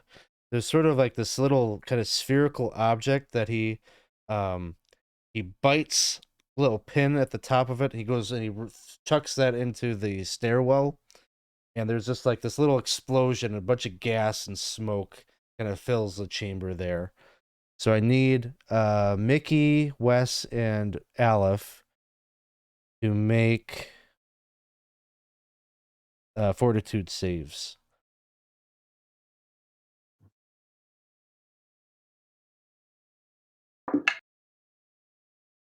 Ten. 19. 12. Okay. So Mickey and Alef, the two of you are blinded for 4 rounds. Oh, jeez. So you're going to have a -4 penalty to hit. And anybody that targets you gets a +2 bonus. So your eyes are watering, maybe won't treat it like a true blindness, like you can still more or less see, but it's so watery and like you're so disoriented that's how that effect kind of plays out. And then he kind of ducks away from you then, Ruclef. He's gonna let his Goombas, kind of deal with you. He goes and stands closer to that iron door. And then that'll bring us to Alef. Well, Alef is blinded and not a good fighter to begin with, so he will just scour there and just like, "Come on, Ruclef, I'm with you." That'll bring us to Mickey. Mickey stumbles into the room with his spear, and he's just kind of waving it around to make sure that he doesn't to ward off anyone who approaches him. Is he close enough to attack anyone? Yeah, you could get up to one of the smugglers. The guys that are ganging up on Ruclef. That's a -4 to attack, you Yep. said? -4, So yeah. that would be a 10. All right, that will miss. Next up will be Wes. I'll bring up the sling for Mr. Fancy Pants. Mr. Naval Warfare Okay. guy. And I try to hit him. I think an 8's going to hit. Unfortunately, an 8 will miss. It dings off the door behind him. And that'll bring us to Ruclef. All right. The guy moved back, so I'll just start working through the 3, saying Piggy 1. That is a 17. That'll hit. And I rolled a 4 on my deed die. I don't know. I didn't really say anything other than knocking him unconscious, but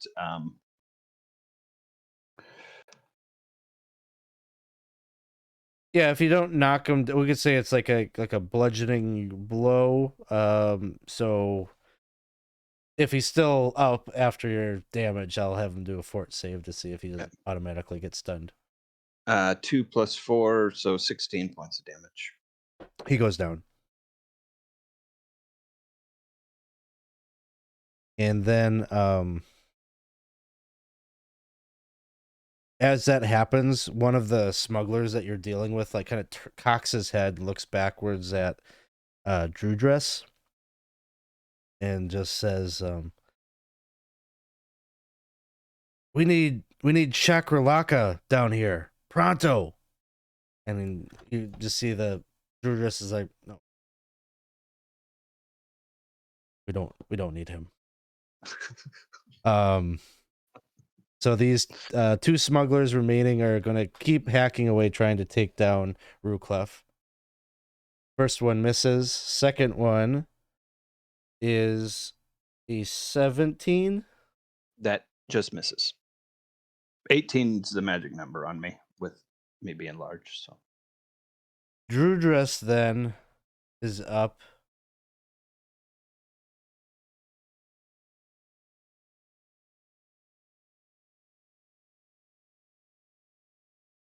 I'm just trying to think about this.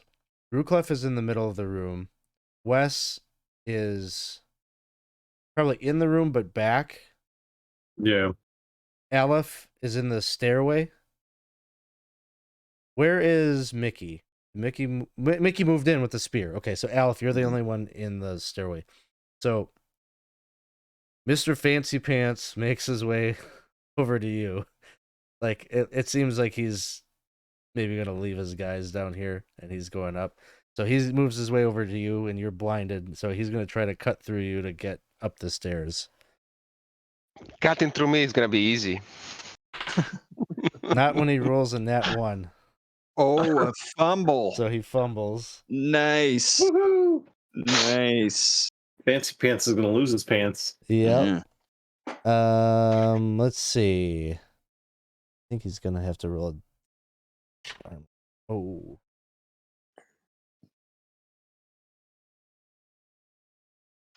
Yeah, so he's brandishing like a short sword, and he goes to hit you. You don't really even see this though, Alef. Like you just hear it happening. But he goes to like swing wildly, like a wild slash, and he hits like the door frame, and like the blade like falls off the hilt. And he says, "God damn it!" He just like throws it on the ground. He's like, "Who are you guys buying your weapons from? Where did this? Who? Oh, I demand a name." And then it is Alef. It is your turn. So you know there's like somebody right in front of you. Okay, this is where we find out what happens when your cuirass is reduced in size while your body is inside of it. So I'm gonna burn 1 point of luck. Or actually, I'm gonna use one of the fleeting luck to do that. And I will try to reduce said cuirass. If you get the Alex, if you rule that I can do that, like if I can get the sense that he's the guy with the cuirass in front of me. And then let's see. I might want to burn the last fleeting rock on this, but we'll see. No, I will not. It's a failure. Not critical, but failure. So nothing happens. Roll a 4 plus 2, 6 minus 2 because of blind. It's a 4. Okay. Yeah, but you get to roll your fleeting luck, don't you? Or is that just thieves? That's just the thief, yeah. Oh, okay. Yeah. All right. Yeah, so you'll lose the spell, Which I unfortunately. already lost. But okay, I lost more. Oh, yeah. Okay. Back to the top then, and it is Mickey's turn. All right, Mickey's still attempting to attack. He knows the big blur thing there in the middle there is Ruclef, but can't tell much beyond that. Yeah, I failed my attack. Okay. Rolled low. Next up then is Wes. We have one fleeting luck left. One luck left. Would I be able to catch up to Sir Fancy Pants? Easy, yeah. He's Okay. not too far away from you. I'm gonna bring the daggers out. I'm gonna try to stab him in the neck. I'm going for a kill. So All I right. want to burn the fleeting luck right away. You can wait till after you roll. Oh, I can't. Okay. Yep. No, I gotta burn it. Okay. So that might hit 14. 14 is the final number. Mm-hmm. 14 will miss. Okay. Ruclef. Me being as large as I am, can I swing out and hit this dude, the big guy? The boss guy. Yeah, or would I just move 5 feet or whatever, Um, or reach out and grab him and throw him into the corner? Yeah, so you want to kind of go after him and like try to pull him away. Yeah, pretty much just grab him on his shoulder and chuck him into the corner that he was in, Sure. and have him be prone. Strength check. Okay. Do I do my mighty deed with that? Or is it just a D20? Just do a D20 strength check on this one. That is an 18 on the die, so 24. Okay, you grab him and you throw him into the corner, and he kind of rolls into the corner, and looks a little ragged, looks a little beat up. And just turn back to the other two and say, he was leaving. What about you?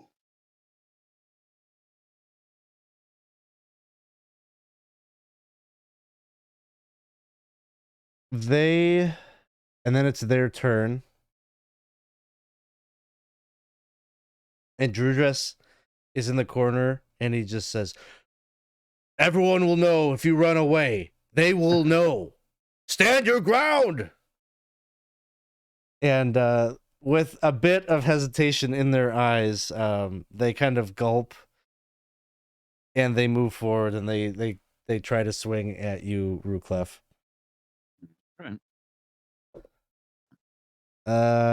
18. 18 hits. 4 points of damage. Okay. And the other one misses. And then Drudress,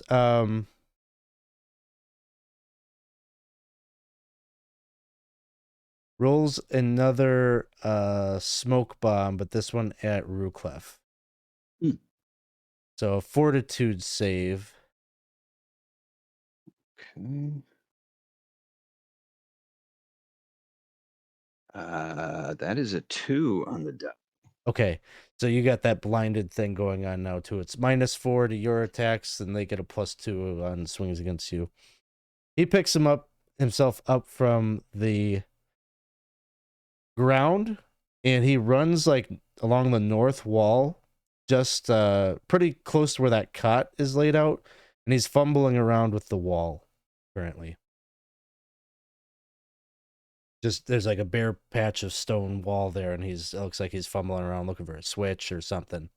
And then it will turn to Alef's turn. Alef will basically kind of stumble around in the room, trying to go after that guy. but I don't think he's gonna have enough movement to get there and do action. But up to you, Alex. You're trying to go after Drew Dress? Yeah, I cannot fight him, but kind of keep him occupied. Yeah, you can find him. You can get up to him. The room isn't. It's like only 15 feet away, probably. And I'm basically trying to grab him by the back, just annoy him, block him, whatever he's trying to do. Okay. Not even trying to hurt him or anything, just bother him basically. That sounds good. That'll bring us back to the top. Mickey, it is your turn. All right. Attempting to attack again. See if that's another 10, so I guess that misses. All right, and then we turn to Wes. I'm going to go after Drew Dress again. Try to come up behind him and get him. And I don't have to burn my own luck until I need it, right? Yeah, you can wait till after you roll. Okay. Plus, you have the fleeting luck, so use that first. We don't have that anymore. I think we I've don't? used the rest of it, right? Yeah, we're out. So Yeah. I'm going to burn 2 luck this time. 2? Yep. So there's a 2 and there's a 3. So a 5. Does a 19 hit? 19 hits. Nice. So this is could be your choice. If you do, you could do a backstab here, but the backstab would be lethal damage. Yeah, I want to kill him. Okay. Because I want to drive it home to the others. So that's a 1d10.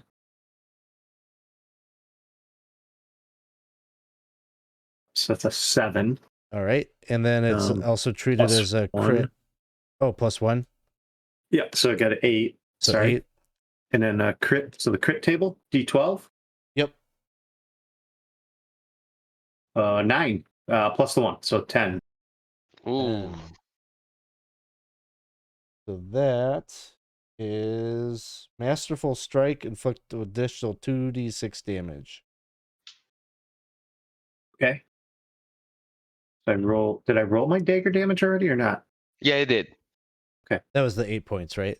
Yeah, The 8 points. Okay. So I got 8 and an additional 2d6. Yep. So there's a 1, so 9, and a 3, so 12 points of damage total. So you drive your dagger right through his back in a portion where that cuirass is kind of, maybe right into the top of his neck, and drive it right down, and he just screams bloody murder as he falls down, and there's just pools of blood underneath his body as it drops. And then I'm going to look at the other 2 and say, no one will know that you surrender now because the coward is dead. Put your weapons down, and you will see your families again. They both throw their weapons down. Thank you. And then they go and they kind of move to the wall, kind of waiting Okay. to see how you guys handle what comes next. So you're out of combat. Drew Dress is dead. I'm going to squirt some water from my... I don't know how long I was blinded. I don't know if you rolled that. Yeah, it would have but- just been 2 rounds, so it's gone pretty quick. Okay. I'm rinsing my eyes out with my water skin.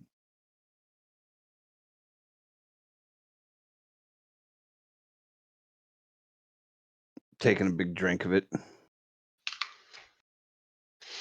I would There's- put both of them. Oh, go ahead. I was just asking if there was a sarcophagus in this room. No sarcophagus in the room. Pretty much the notable things are the table where they take their meals, little circular table where maybe they do a little bit of gambling and such, and then a bed where probably they cycle rests and stuff through there. And then there's the iron door. Hey guys, he was trying to do something in that part of the wall. Go check it out. Let's see if there's some mechanism or such. Can I manacle the other 2 and then take their weapons first? Sure. Yeah, they'll... Take the And then I'll- pouch. Take the surrender. pouches as well. Their pouches. Yeah, my hands are a little big right now, dealing with small little pouches. All right. And then we'll do it. how do we search Alex? Is there trying to look through my Do- abilities right now? Intelligence check. Intelligence, okay. 14. You can definitely tell that this wall here is got kind of a hollow sign behind it, but you're not really sure. Like You're how really to not open really it or sure how to anything, or if open it it. is a door. Yeah. Okay. So I'll pass that on that it's hollow, but I can't find any mechanisms. Mickey, if you want to look at it.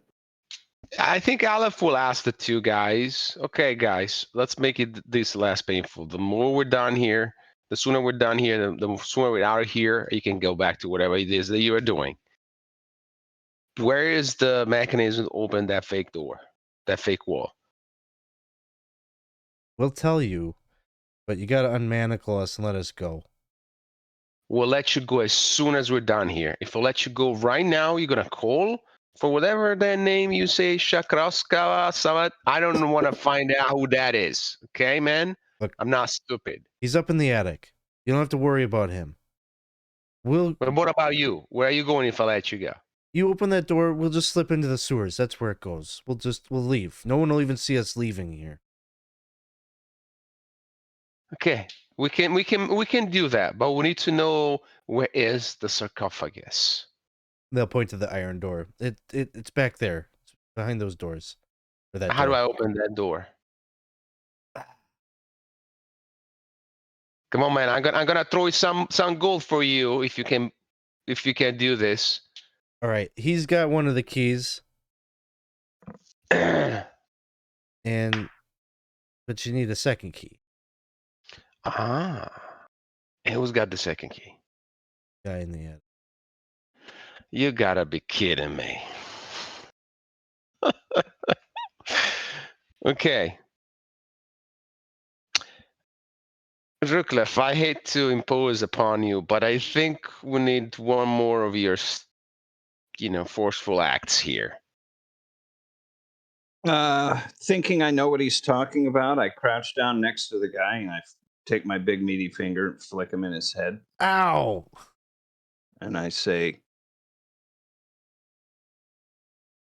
"You're absolutely certain the one upstairs has the other key." Yes. Flick him again. Ow! Yes! Does he ever give it up? No, I mean, he doesn't ever leaves the attic. Have you ever seen him? Yeah. What is he?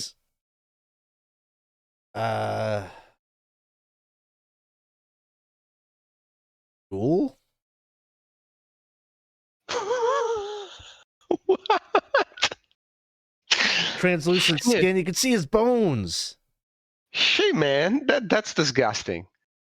But very interesting. Let's take the one key we have, and I'll try to pick the other lock. Aren't you a thief? That door seems pretty formidable to me. You think you can really? I mean, I can attempt it. It's been a while since I attempted on such a complicated lock, but I can attempt it. Is it a solid metal door, or is there like a little grate thing up top or whatever that you can see through that? Or? It's solid. Yeah, it's like a vault Completely door. Made of iron, and you can see the lock is very complex. It's got two keyholes kind of on opposite sides of the door. I hate to say this, but I think the faster way out of here is dealing with that ghoul. Well, it won't take me long on the attempt to open that thing. Yeah, so. I know, but I'd rather fight this ghoul where Ruclef is still big. You get my point? Well, you guys can go up. I'll just try to, do it, and I'll run up if I fail. Priorities, Mickey. Priorities. Let's get the key, and then you can try as long as you want. But let's have the key. Well, we have one key. All We I gotta need do is two. pick the other We one. need two. Mickey, come It's on. picking a lock. I'm picking a lock. I don't know what it means. I just need the key. Do whatever you want, Mickey. The guys are like, can we go before you start messing with locks and dealing with ghouls? No. No. But don't worry. The plan is still to let you go. So let us deal with the second key, okay? Hang on tight. Okay. Right, so Mickey, you're going to attempt to pick the lock. Yeah, we'll put the key in, the one key we have in the one lock, and I'll try to pick the other. Okay, is someone handling the other key while you're picking the lock? I could. Okay, Yeah.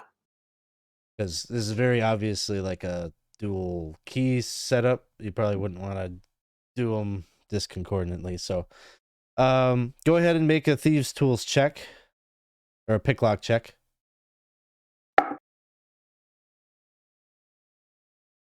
$21. Okay. So you manage to not only pick the lock, but do it in sync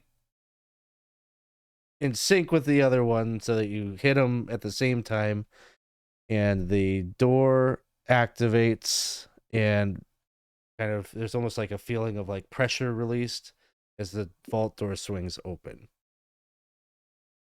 Mickey, I will never tell you not to do anything ever again. Congratulations. I So- tried my best, so it could have just as easily failed. But long as we got it, we don't have to worry about the ghoul then.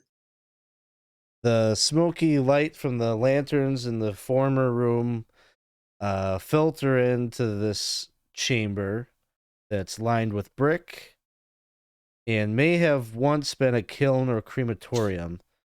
The walls are dark with soot, and the ceiling is low and domed. A pair of brick risers, each large enough to hold an outstretched human body, rest against the east and west walls. The eastern riser bears a number of small boxes, and the western riser holds a large sarcophagus made from dark wood and adorned with silver flourishes.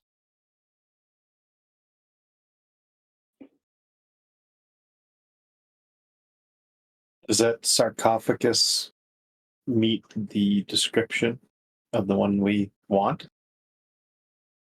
Yeah, this is no mere coffin. This is a sarcophagus that's ornate, adorned with silver.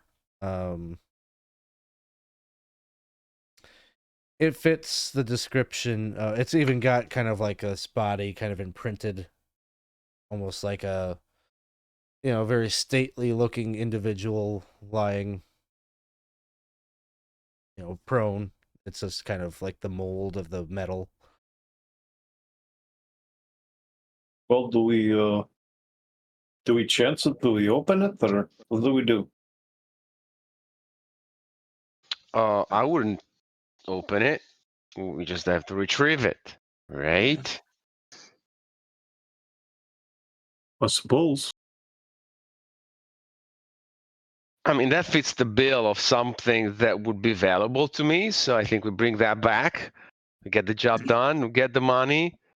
Everybody's happy. What if something bad is in it? Not our concern. I mean, there is a ghoul up in the attic. Define bad, please. That's true. Good point. Well, maybe there's a ghoul in this thing too. That's what I'm saying. Don't open it. Okay, well, keep it close. All right, let's get out of here, huh? Are there Yep. any other valuables in here that we can take? That cuirass. And then there's some boxes on the other riser.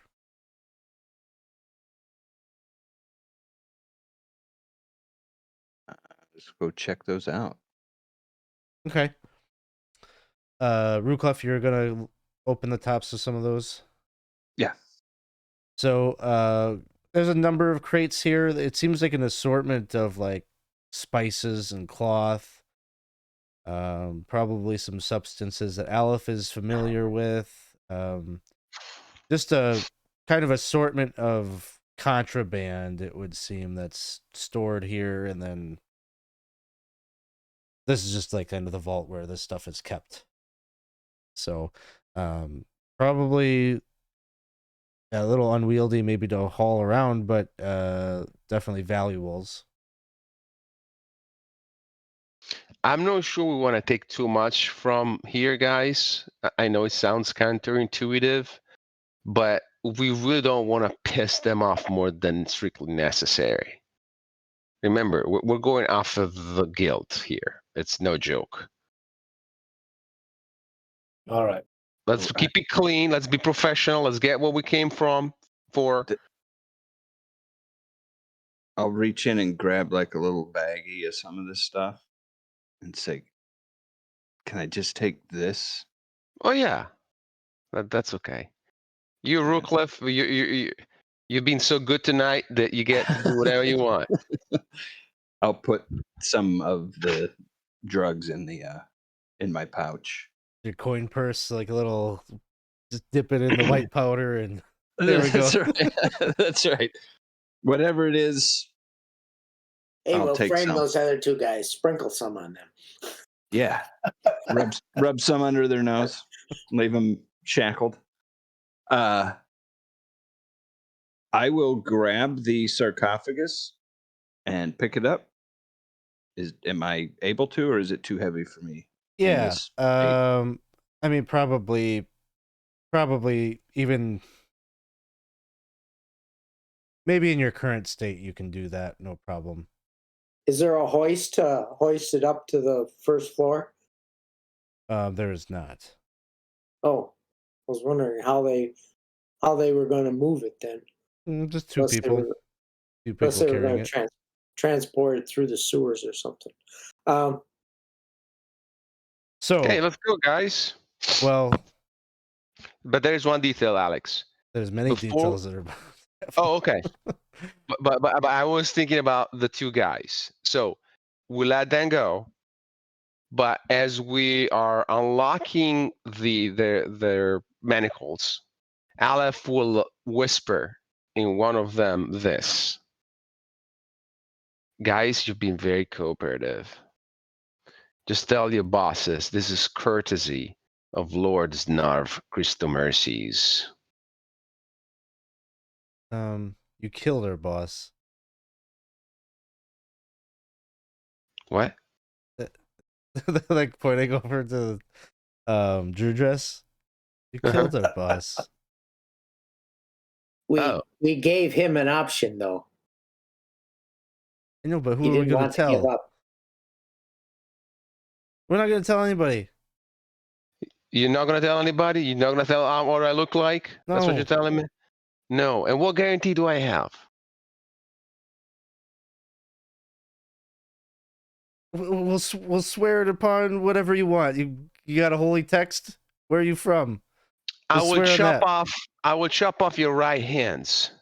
That seems like a good enough reason. Like, we don't want that. So we will, please, sir. This is all a misunderstanding. You got what your guy in there, and as they're saying that, I think that's when Ruclef is picking up the sarcophagus. Is anybody else in there?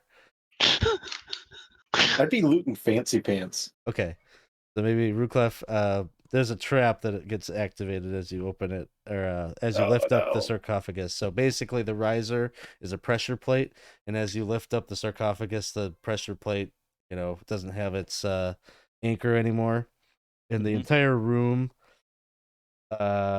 fulfills its original purpose and is flooded with flame. So I need you to make a reflex save. Okay. Burn your luck. Ooh, that's a 19 on the die. Oh. Okay, you'll take half this damage. Uh-oh. So it's 14 total. You'll take 7 points of fire damage as you start to Yeah. feel the whole place like heats up, like almost immediately. Holes that are kind of rescinded into the mortar of the walls and the brick, just blasts of flame from all directions, and you skedaddle out of the room, kind of using the sarcophagus maybe to kind of buffet some of the flames as you get out of the room and slam the vault door shut.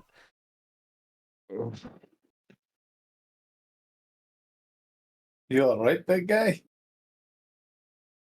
Yeah, that wasn't good. Why didn't you boys tell me about that? And I start moving towards him. We didn't know.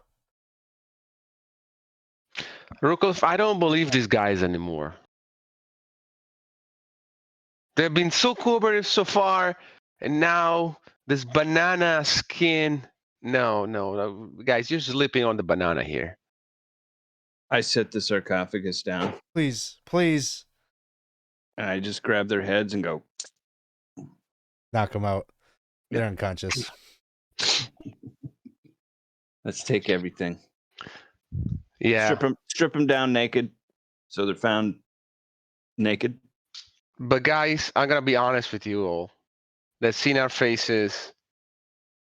They're gonna come after us. This is the guild we're talking about. Like, I don't know much about the guild, but I'm pretty sure what we did here tonight is something that is a besmirch on their reputation. So, It's the I way know- Lankhmar is. well, I would like to live another day. I mean, it's a lot that more knowledge that I want to accumulate before I die. So, up to you. We'll live. We'll just have to do something else for them and blah, blah, blah. It's the same circle of shit every time.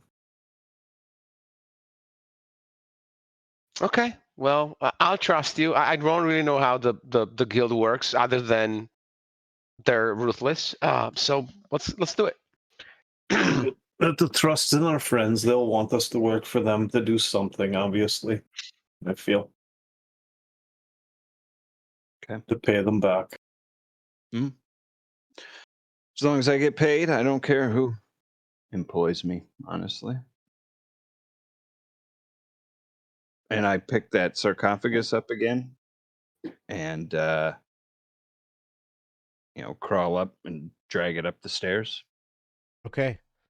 And is there, I don't know if the drawing was accurate, but is there a like a smaller, not a wagon, but like a single horse cart? There's a little push cart, like a little bring out your dead cart. We put that in there, and I can, for the next 7 minutes or whatever, pull that thing. I'm sure. But before we go out, let's find like a cover or something. Like, we don't want to go with that Oh, sarcophagus inside. So let's put something on top, like, I don't know, like sacks or whatever. But Yeah, you could definitely. I mean, there would be some cloth somewhere for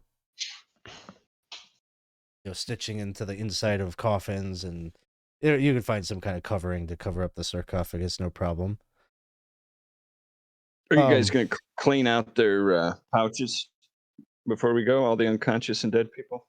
Well, there's a bed right there. We'll take the sheet or something like that and cover the coffin up. Throw a couple boxes on top. Yeah, we would loot their purses.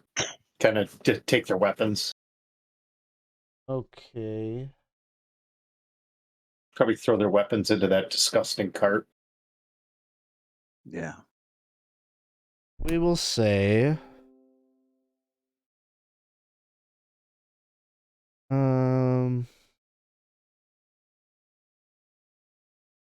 Just trying to think of.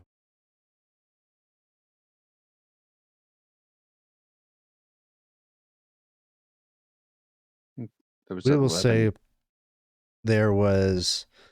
Grab a calculator quick. 2, 2, 4, and 4. So 12. You find a total of 70 bronze eagles and 42 silver smurducks. 22, Yep. 42, sorry. 42.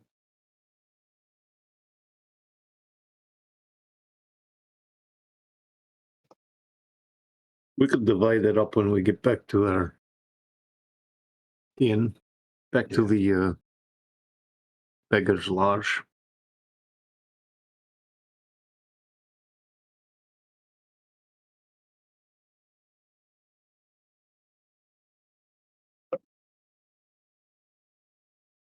All right, so then your plan is you've looted all of the unconscious smugglers. You've elected to keep them alive. You're not going through and murdering them. And then you're taking this now to the Plaza of Dark Delights to make the drop off. Yeah. Yeah. Hey, Alex, one thing that I want to do just to kind of confuse the situation. I know that people are, we didn't kill all of them or whatever, but I want to make sure, like, in the dirt area back behind there where the carts were and all of that, I want to make sure that I stomp my huge, gigantic feet to leave, like, evidence that something with, a size 40 shoe or whatever. Yeah, that sounds good. So you make it clear that there's a behemoth that came through here and kind of wrecked the place up a bit. Yep. We're looking for a man 12'5", last seen in the carousing district, heading north along 4th Street. 10-4. Copy that. So okay, you use the little hand cart and start pushing your way to the Plaza of Dark Delights, which is a place that is abuzz with activity at night. Long open kind of marketplace, dense streets, a lot of traffic, a lot of people that there's like street performers. It's very well lit, but there's also little dark alleys where some clandestine types of activities are happening. There's some entertainment venues all the way from probably more not necessarily like body whorehouses and things like that necessarily here. More acting and performances, like kind of more theatrical things that sort of appeal to both the lower class and the upper class, if that makes sense. So there's like the premium seats for the upper class, and then the lower classes get the kind of the dirt seats or whatever. And so you're coming in and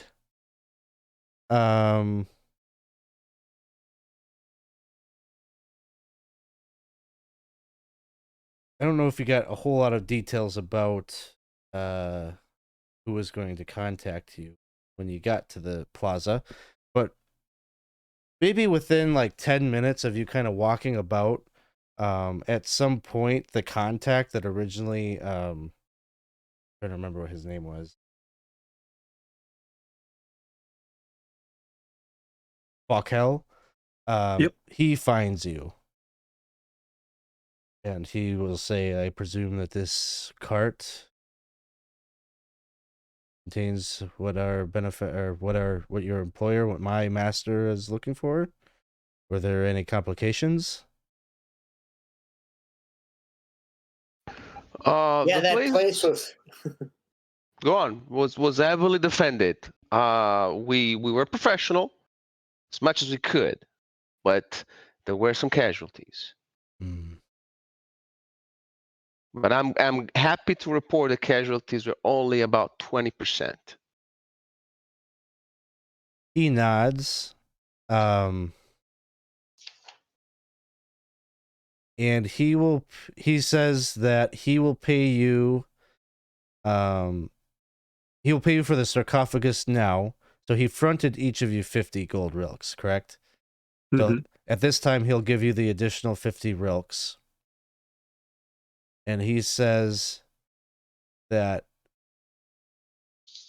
they're going to keep their ears open for kind of what the fallout is. And if they feel that the smuggling ring is still operational, that he'll pay you a second visit in the coming days to give you that additional money.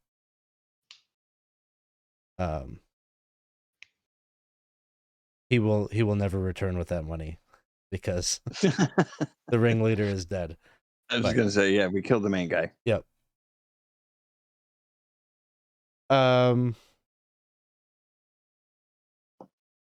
Yeah, so I think that that's kind of the end of things here. You know, I don't think there's much additional talk you're probably going to have. He's pretty eager just to get out of there with that. Bathe and do some of my stash tonight. So, Well, I was going to say you are in a prime location for some carousing. If some of you want to regain some luck, we could do that. Yep.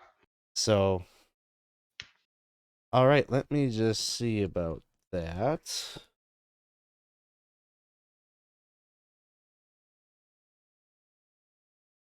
yeah, I definitely need a bath. I'm covered in embalming fluid, so I really need to bathe first before much of anything. So, Just give me 1 second. I don't know where I set my book as the carousing room. I'm going to go use the restroom here, Alex. I'll be right back. All right. Yeah, we each get 18 of the bronze agles. And then we'll each get 10 of the silver smear docks, and then 2 people get an additional 1. If we want to divide that up quick. How many of the bronze you said? 18 each of 18. the bronze agles. And in the silver smurdocks, 2 of us get 10 and 2 of us get 11. So Go give yourself 11. You guys did more than me.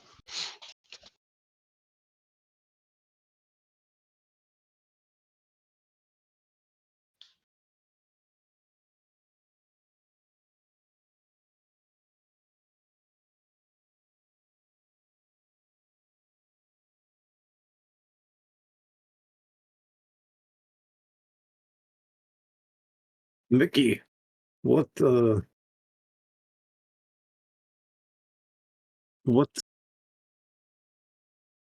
you want to work on coming up?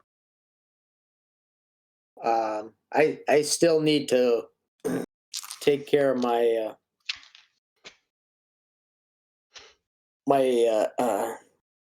quest to assassinate that one lord. Ah, yes, that's right. I forgot about that. All right, Alef, what you had something got in trouble with, right? Yeah, but if we can make enough money, I can pay him off and be on my own. Do you need to pay him off, or do we pay him a visit with our fucking 13-foot friend? You're tempting me. I think reasonably we should be able to settle this without use of violence. But who knows? We might need the 13-feet friend. I kind of like the violent option, but lately. Violence is a useful instrument, but it cannot be the end. It can be only a means to an end. And the end is to get fat and rich. Remember. Are we close? I've never been. This is I guess this is the richest I've ever been, so. This is just the beginning. If we keep doing Interesting. professional work like this one. But I'll say, though, I'm very intrigued by the ghoul. Who knows what secret I could learn? from a creature such as that one that never dies. Right. Perhaps he's got some Yes. interesting spells. Hmm. Because as you guys have noticed, my spells are not that useful in a combat. Yes, but with the Ruclef, what can he? If he ever can he ever resist your spell? Technically, there are some spells that can be resisted. Yes. All right. All right. So those of you that want to do some carousing yet here, Mm-hmm. here's how it works. Basically, the goal with carousing is that you can recover your burnt luck, and you can choose to roll on this table, recover luck, and you get to choose what die you roll. So the higher you roll on this table, the more luck you get, but the greater the complication might be. So it sort of depends on how much luck do you think you need to get back, because you probably want to like try to mitigate. You don't want to roll too high on the table if you don't have to. So at the lower end of the roll, like if you rolled a 1, you get 1d3 luck points back. The one? With a 1. If you rolled let's say you rolled a 4, you get 1d6 luck points back. If you roll it goes all the way up to 10, you'd roll 2d5. You rolled a 15, you get 2d7, and all the way up if you rolled a 20, you get 1d20 back. So it just sort of depends. Oh, sorry. Go ahead. So yeah, like I say, you get to roll. You get to decide like what die on the dice chain you want to roll on this table. I think I So- agree with that before. Yeah. We're not spending enough Oh. luck. So if we get too much luck back, what happens? We get penalized? No, I mean you can't go beyond your maximum luck score. But where does the penalty come in? You don't know. Oh. All right, I can roll any dice. Any dice, anywhere from a D3 all the way up to D30 if you want. I'll roll a D6. All right, go ahead and roll that. Rolled a 1. Okay. Your night out is miraculously boring, and so you begin the next adventure unscathed. You can recover 1d3 luck points this way.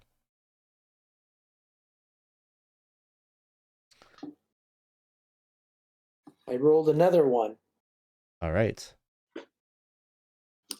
Let's have Wes go next if you want to. You don't have to. Yeah, I'll roll a 1d10. All right. I got a 6. All right. You recover 1d7 luck points. I just roll a 1d8 and we'll just negate the 8 or make it a 7. Yeah, if you roll an 8, just re-roll. 2. All right. So 2 luck points back.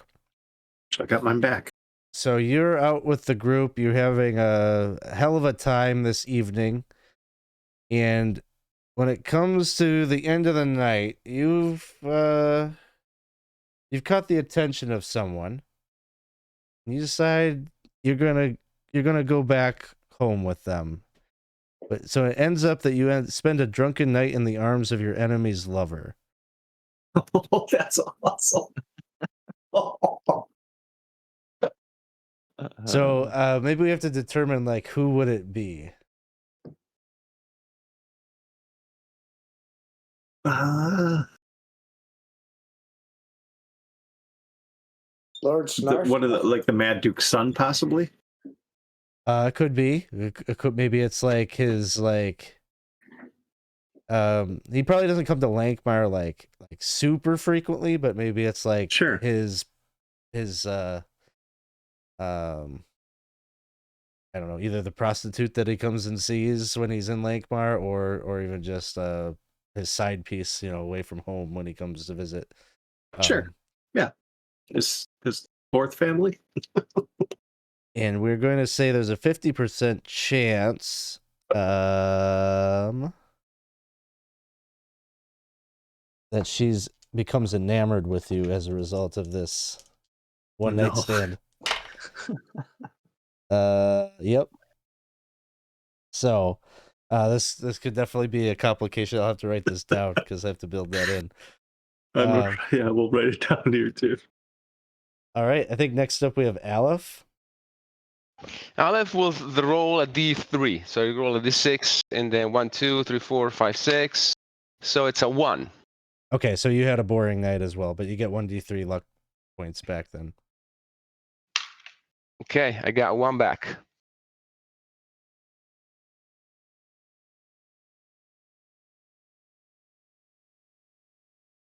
Boring, but effective.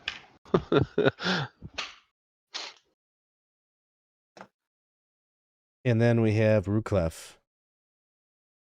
I am not down any luck. Okay, so you don't have to do this here tonight. Yeah. You could, But I am going to, drink and imbibe whatever it was. I don't even know what it was that I took, but I'm going to do a bunch of it. Yep.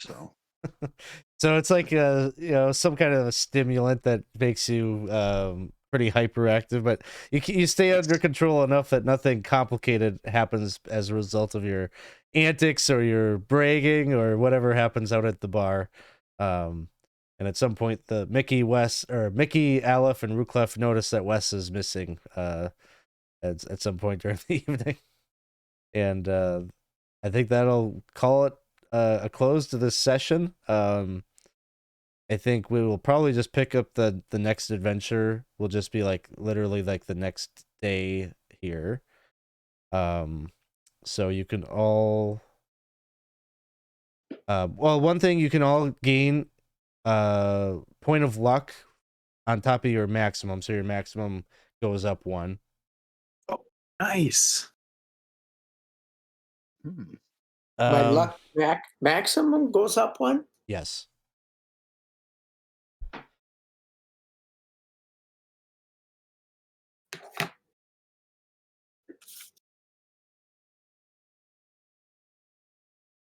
And as far as is 15 still +1? Oh, it should be 2, right? 15 becomes +2. I'm not sure. Okay. Let's see. Find out later. 9, 12 is +1. 13, 15. +1. 13, 16 +2. Yeah. Oh, so 15's a +1 yet? Yeah. Yeah. I think 16 is the +2. Yeah. Okay. So close.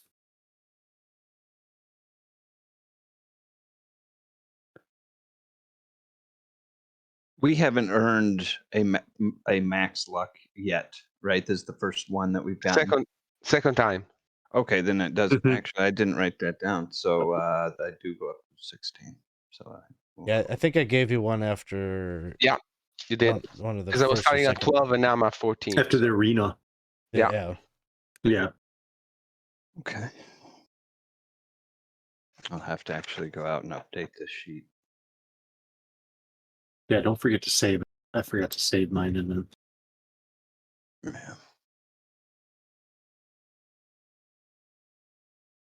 Yeah, I've got a few adjustments. I didn't know what that lucky weapon thing was, so I need to change my melee attack numbers and damage numbers and stuff. So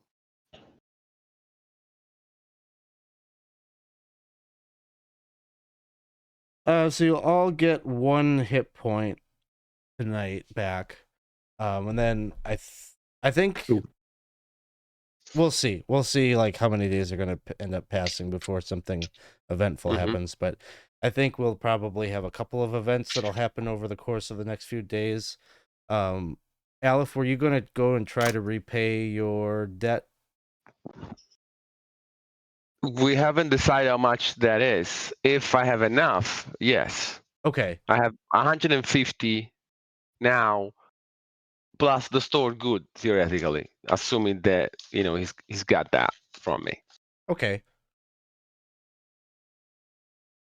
I think you'll have enough. I'll have to determine that. I'm.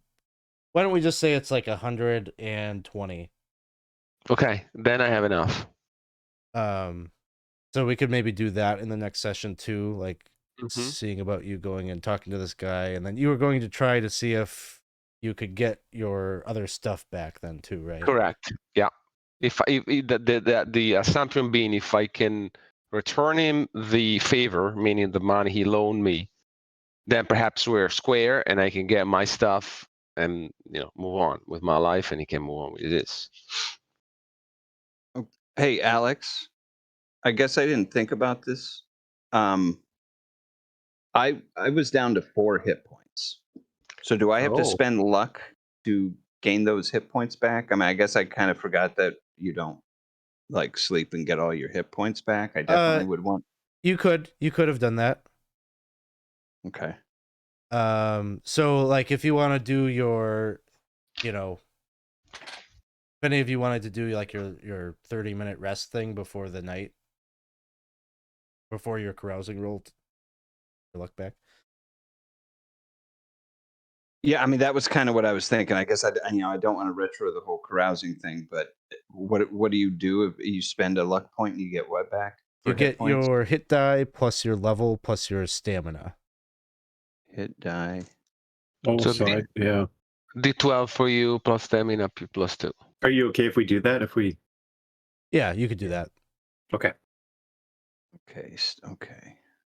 So spend 1 luck point. Oh, gosh, I roll 1 on that. Okay, so there's 2 points. Oh man. And if you're ever in a combat encounter and the combat like ends, you can tell me like as the combat is winding down, I want to use my rest ability from the combat, because the out of combat one you can only use once per day. Okay. So if you want to like stretch, the maximum possible chances of healing, you can always use your combat one at the end of the combat.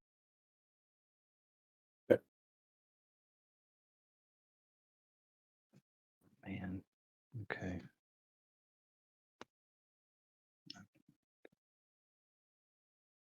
Okay, so I would have had to have spent 3 luck. So can I do the carousing thing? Get that back, I guess? Sure. I'm sorry to retro that. No, but that's okay. Still learning the mechanics here. More chances for complications, so I'm good with Yeah. it. Yeah. So make your pick. What die you want to roll? Yeah. Go let's big. see. Go big. You don't need much though, right? So you might as well just 3. do the D3. Oh, you need 3. 3. Oh, so you do need to go D4 bigger. or D6? You might not want to do D, but the 4 or the 5. You can roll high, I'll do a D6. All right, D6. That's a 4. 4. Okay. So you get 1d6 luck points back. Okay. All right, roll that now. Yeah, you might want it before. Yeah. Okay. The good news first. I rolled a second 4. Okay. So I got all my luck back. So you get apprehended by the watch for copious amounts of drugs that you were doing. Okay, sounds fair. You escaped, but at the cost of any wealth and gear you were carrying at the time. Oh no. Okay, how bad was your offense? I'll roll this. Son of a B. See you in 20 years.